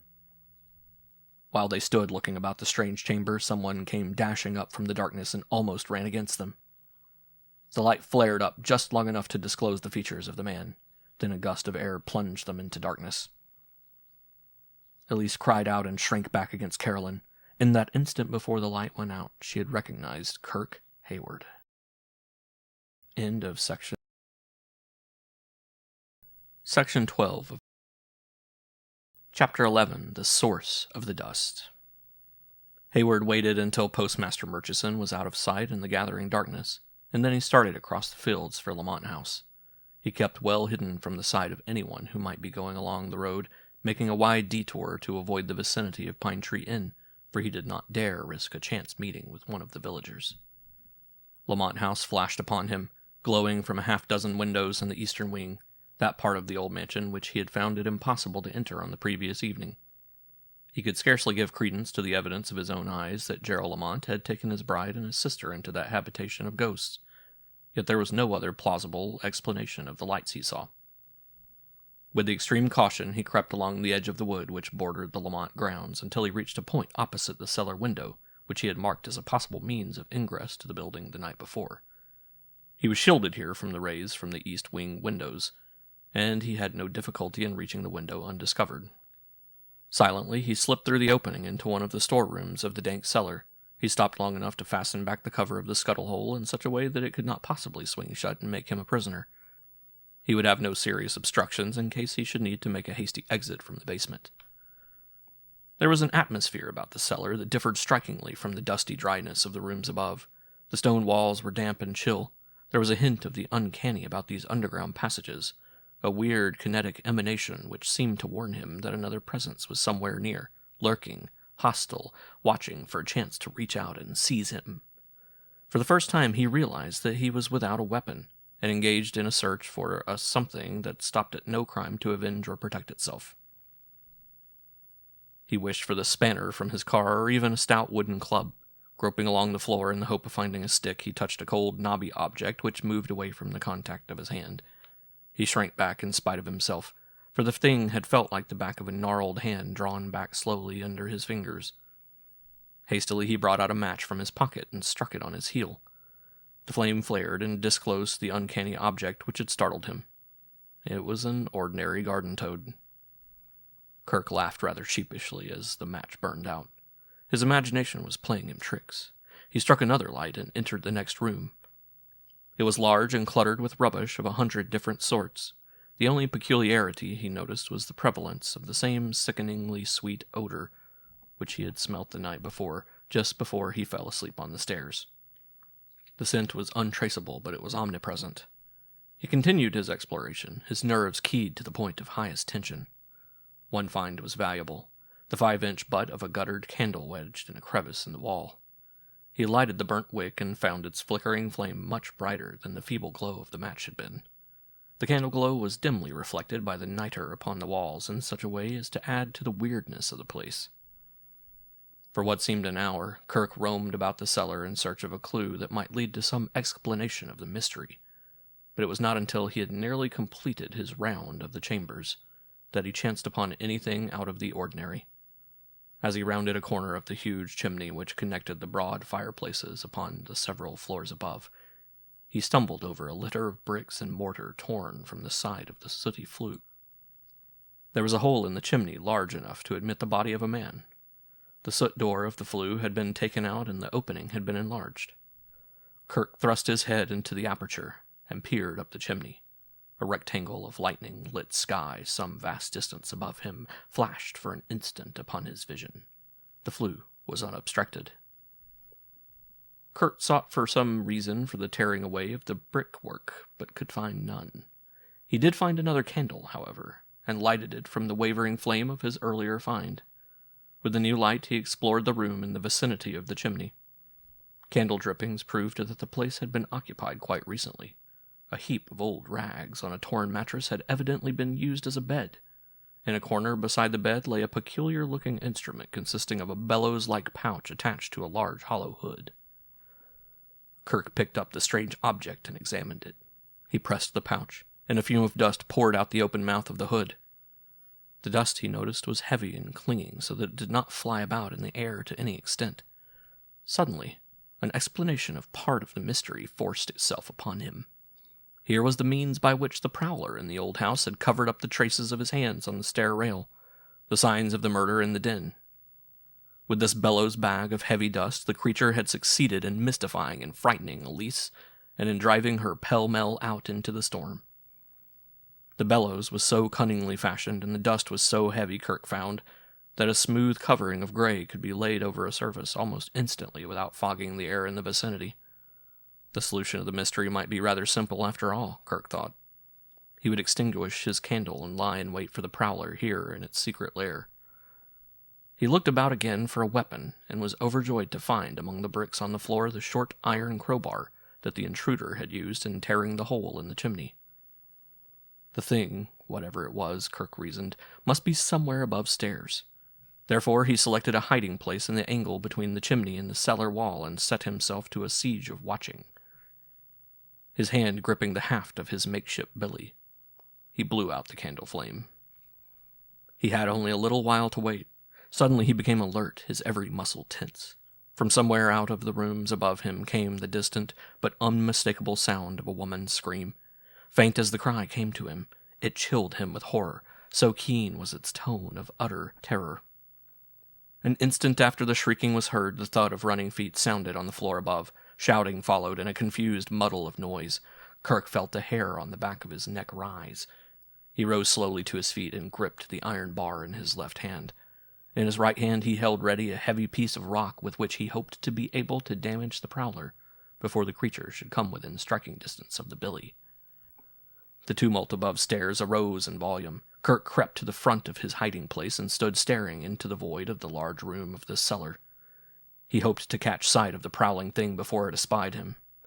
His ears caught a sound close at hand. It was the turning of a rusty door latch. Some intuitive sense warned him that the moment for action had come. His ear caught the rustle of some slight movement in the wall to his left. An instant later the blackness was broken by a shaft of light as a door in the wall opposite Kirk's position swung slowly open. Kirk started forward and stepped clear of the wall near which he had been standing.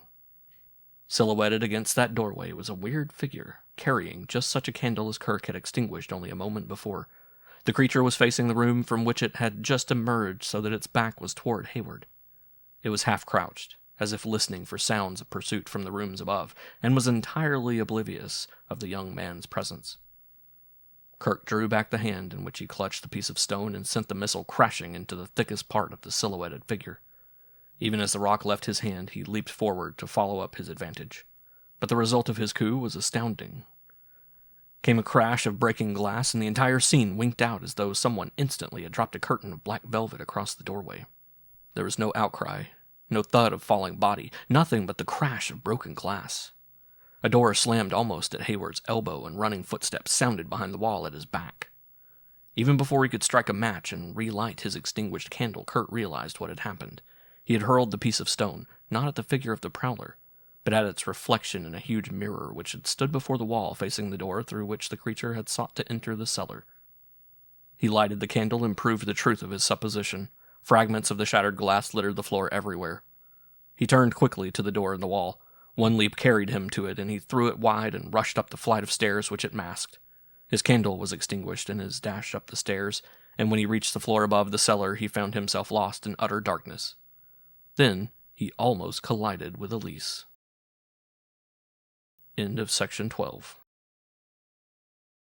Section 13 of The House of Dust by L.A. Borah. Chapter 12. At Grips with the Thing. With the echo of Elise's terrifying shriek still in his ears, Gerald hurled himself in pursuit of that flying shape in the darkness. He ran down the hall and dived through the doorway that connected the two parts of the old mansion. Somewhere ahead he could hear the thud of bare feet, but he had difficulty in locating the sound in the echoing corridors. He wished desperately for a light, and even considered going back for a lamp.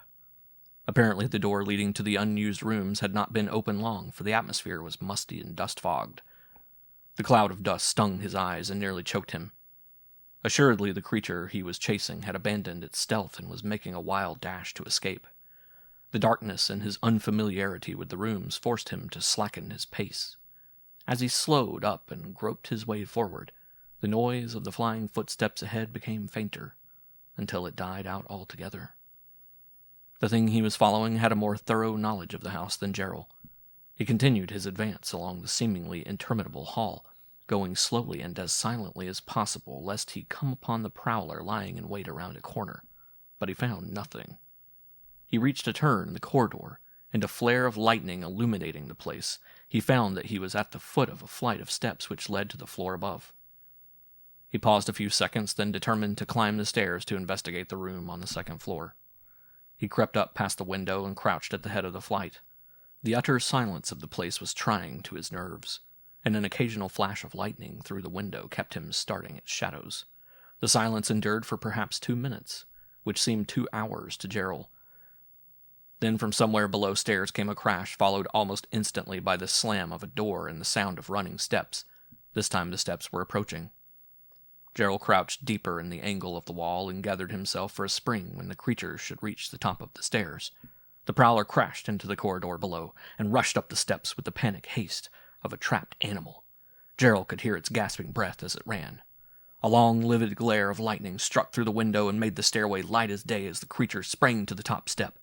Gerald leaped forward and grappled with a thing of bone and sinew, wiry and powerful, supple as a snake. The creature's body exuded a sickening odor that was almost overpowering. By a second flash of light from the window, Gerald saw his antagonist, and the sight staggered him. "Miedo!" he shouted, and struck at the hawk-like face of the Aztec priest. The struggle was short. Although the Aztec was strong, the younger man was his master. In a few seconds, Gerald had his foe bent backward across his knee and was choking the life out of him. He threw his entire strength into the fight, for he knew that he must kill or be killed. The talon-like hands of the Aztec tore frantically at Gerald's side. Gerald loosed one hand from the hairy throat to clutch at the ripping claws. In that instant, something almost unspeakable happened. As Gerald's head came close to the Aztec's shoulder, something slimy and chill squirmed up out of the filthy shirt and hissed into the young man's face. It was a huge snake. Gerald involuntarily leapt back from the clammy touch of the serpent and lost his grip of Miedo's throat. The Aztec writhed free with a powerful twist that threw Gerald toward the stairs. The young man's foot slipped on the edge of the top step, and he plunged backward down the flight. With a bound, the Aztec went down the hall and plunged into the 7th room. End of section 13. Section 14 of The House of Dust by L.A. Borah. Chapter 13. The Jewels of the Temple. "Dr. Hayward!" Elise could not suppress the cry as she recognized the man before her. Kirk struck a match and stood revealed in the wavering light, disheveled and covered with dust from his exploration of the cellar. "Don't be frightened, Miss Lamont. Give me that lamp, please." His voice was reassuringly steady. Carolyn headed over the lamp, and Kirk lighted it. Without a word, he turned and ran down the hall. The trembling girls followed. At the foot of the stairs that led to the upper floor lay Gerald in a huddled heap. All three sprang to his assistance, and he shook free of their arms and pointed up the stairs. "Never mind me," he gasped. "Get Miedo, he's somewhere up there." Hayward leapt for the stairs and mounted swiftly to the hall above. "Don't let him at you from behind," Gerald cautioned. The fugitive was not in the corridor. Kirk ran straight to the 7th room, and lamp before him stepped cautiously through the shattered door. As he had half expected, the room of the murder was empty. He gave a snort of disgust and started for the hall again when a noise from the fireplace caught his attention. He listened a moment, and the sound was repeated, the unmistakable sound of a groan. Slowly and quietly he crossed to the huge hearth and slipped back to the rear of the chimney. The groans were clearly audible here. They came from the black chasm that yawned below the great floor. There was the rustle of a feeble struggle, and the groans became fainter. Kirk brought the lamp to the edge of the floor and let it down cautiously into the flue. He did not dare let his body appear above the opening, for he remembered too well the deadly force and accuracy with which the creature he was pursuing had hurled that glittering sheath knife the night before. But the lowering of the lamp into the chimney brought no reply from the abyss. The groans could still be heard, but they sounded faint and distant. Emboldened by the silence of his quarry, Hayward thrust his head and shoulders over the edge of the floor, held the light as far down into the darkness as he could reach, and strained his eyes to see what was at the bottom of the chimney. The large lamp gave a brilliant light that shone far down into the black pit. At the bottom, Hayward could see something that moved feebly among the shifting shadows. Miedo had fallen down the chimney and was badly hurt. Kirk drew back the flue, and as he lifted the lamp to the floor, he caught the glint of metal on the wall of the chimney next the hearth.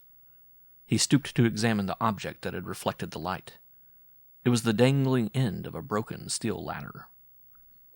As he crawled out of the fireplace, he came face to face with Gerald, who had recovered from the effects of his fall down the stairs and was eager to join in the chase. Hayward led the way to the cellar and to the opening in the base of the chimney. He picked up the iron bar he had held as a weapon earlier in the evening, for he feared treachery on the part of the Aztec. The murderer might be merely simulating injury to bring his antagonist within striking distance of a knife. As the lamplight struck through the hole in the chimney, it revealed Miedo lying helpless, his body twisted grotesquely. Hayward knew from the Aztec's position that his back was broken. Thinking to lift the injured man out to the cellar floor, the two young men reached into the flue. They had got hold of Miedo's shoulders and were about to move him when a cry from Carolyn caused them to jump back. They were just in time, for the great adder the old priest had carried in his bosom had reared its head and was about to strike at them with its venomed fangs. Kirk made one stroke with the iron bar, and the snake lay writhing, its head smashed into the floor. With some difficulty, they got the Aztec out of the chimney and laid him on the mattress that had served him for a bed. He was far spent, but conscious. His beady eyes glittered with the fire of unquenchable hate. "No good," he groaned in Spanish. "I try more than 20 years to get back jewels of the temple. Kill both thieves." His voice trailed away to a whisper. "What's this?" Gerald was peering into the hole in the chimney. "Looks as though the bottom of the flue was hollow. It caved in here where Miedo fell." Kirk brought the light close to the opening again, and with the iron bar they began to dig at the broken floor of the chimney. At the third stroke the bar went through the shell of bricks and struck with a thud upon something that sounded strangely hollow. Carolyn became excited the moment she heard the hollow thud. "It's the treasure!" she cried. "Miedo has found the jewel. It's too late to do him any good." Kirk dug at the floor of the chimney with furious speed. He soon uncovered a heavy wooden slab, the cover of a large chest. It was the work of a moment to wrench loose the lock from the age-weakened wood and to fling back the cover of the box. From beneath that broken cover, a mass of jewels flashed from 1,000 gleaming facets. Kirk and Gerald sprang back amazed. Elise and Carol were wild with the delight. From the corner where the mattress lay came a clawing noise, and the four turned to see the old Aztec priest trying vainly to lift his broken body. His sharp eyes had seen the contents of the chest. "Miedo, too late," he hissed. "Thieves keep jewels of the temple." He fell back on the mattress and was still. End of section 14. Section 15. Chapter 14. The Clemency of Clem. Kirk crossed to the pallet and bent over the old Aztec. After a brief examination, he rose and covered the still form with a blanket. "He's dead," he announced. "But we have no authority to move the body until the coroner sees it. Let's get the chest of jewels out of here." He and Gerald went at the task of digging and soon had pried the old chest from its resting place. It was a box 2 feet square and 1.5 feet deep. It was very heavy, but they succeeded in lifting it out into the cellar and carrying it to the living room in the east wing of the house. Kirk turned to Gerald and held out his hand. "I'm Kirk Hayward," he said. "You may remember me from the old kid days." Gerald gripped the hand. "I should say I do remember you," he laughed. "And I'm mighty glad to see you here instead of in Clem Withersby's chicken coop jail." He introduced the girls. "Dr. Hayward and I have met before," said Elise. "We were implicated in a startling adventure last night." But when Gerald would have questioned her, she pointed impatiently at the treasure chest. "My story can wait until we have examined our find." They made a thorough examination of the contents of the box. At a conservative estimate, there were jewels in the hoard to the value of $500,000. "It seems like a dream," exulted Carolyn. "I've often built air castles around imaginary treasure hunts, but I never imagined anything half as thrilling as this." "We'll have to hide it in one of the closets until tomorrow," Gerald said. He and Kirk carried the chest into one of the bedrooms and concealed it in a clothes press. They had hardly finished the task when a terrific hullabaloo began outside the house. In the general racket were mingled the shouts of men, the barking of dogs, and the beating of clubs against the walls of the building. "I do believe it's a Charivari," cried Carolyn. "Nothing of the sort," Hayward laughed. "It's the redoubtable Constant Clem Withersby on his manhunt. He's going to take me for more crimes than there are in the calendar." Gerald went to the door and let the motley posse in. Led by the officially pompous Clem and Doc Sattersley, they tramped into the living room. "Bar them doors," called the high-pitched voice of the constable, who was pointing to the entrances to the dining room and the 2 bedrooms. At least 10 of his minions sprang to his bidding, so that there was considerable confusion. Clem stepped up to Hayward. "I arrest you," he hissed, "for murder in the 1st degree, for assault and battery, for breaking jail, and for breaking and entering this here house." Gerald took a hand in the proceedings. "Have you a warrant?" he asked. "You see, I happen to be a lawyer, and I don't believe you have much of a case against Dr. Hayward. As far as your first charge goes, it is rot. The murderer lies dead in the cellar of this house at this moment." Several of the posse were seen to cast furtive looks behind them. "As to your second charge, I know nothing but surmise a lot. And as to your other charges, they are poppycock. I am of the opinion that Dr. Hayward has more of a case against you for imprisoning him unlawfully than you have against him for breaking free from his unjust imprisonment. Better sit down, gentlemen, and take it easy." Although Constable Clem felt the wind going out of his sails, he made a feeble effort to bluster on. "I represent the majesty of the law," he proclaimed in a rasping pipe, "and I reckon I'll have to take all of you as accomplishments after the facts." Hayward spoke up banteringly. Perhaps the rural Sherlock Holmes would be mollified if his keen eyes were allowed to see what's in the cellar. Clem waxed angrier than ever. "I don't mind a looking, but I warn you I'm going to take the lot of you. Show me the cellar." None too confidently, the posse fled down into the basement behind Gerald and Kirk. When Kirk uncovered the body of Miedo, there was nearly a panic. Gerald told the story in a few terse sentences. Clem was dumbfounded for a minute, then his crafty brain conceived a happy idea. "Well, this yer's the fellow we been looking for this long time," he said. "I arrested him myself here a week ago, but I didn't have nothing to charge him with, so I took his fingerprints and let him go. So the old voodoo that killed Cash Lamont." He turned to Hayward rather apologetically. "I never really supposed you all done it," he offered. "But the law had to be satisfied, and you was the only likely one to suspect. I withdraw my charge of murder. You can explain the other matters to old man Murchison yonder." Murchison made a hasty disclaimer of damage. "I reckon the doc done right," he drawled. "It was no place for a narvous man in that jail." Hayward acted handsomely. "Mr. Murchison is quite right," he agreed. "He was a very courageous guard. It was only the presence of the corpse of the murdered man that made my escape possible. When Mr. Murchison was moving the body a little so I wouldn't have to look at it, I took his keys and got out." Sattersley took charge of the body of Miedo, and with profuse apologies for their intrusion, Clem and his posse left for Crawford. Alone in the cellar again, Gerald and Kirk did a little exploring that cleared up another part of the mystery. Back of the chimney, they found the entrance to a tunnel. The hole in the wall was cleverly concealed by false brickwork, and it was only by a chance blow of the iron rod with which he was sounding the partitions that Gerald came upon it. They examined the passageway and found that it led from the cellar to the shore of the lake just below the high bank. By this underground way, Miedo had carried the body of his victim to cast it into the water. He had been able to get the corpse down the chimney and cover up the traces of the crime with his dust bellows, while Hayward had been searching the grounds for Elise. After the exploration of the tunnel, the young men went back to tell the girls of their discovery, and to seek for further information in the rooms above. First of all, they examined the den where Weems had been slain.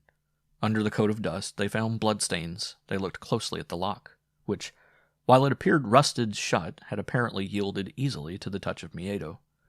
Both the bolt and the socket were free from the casing. The door was fastened by a decidedly modern patent catch. The mystery was solved.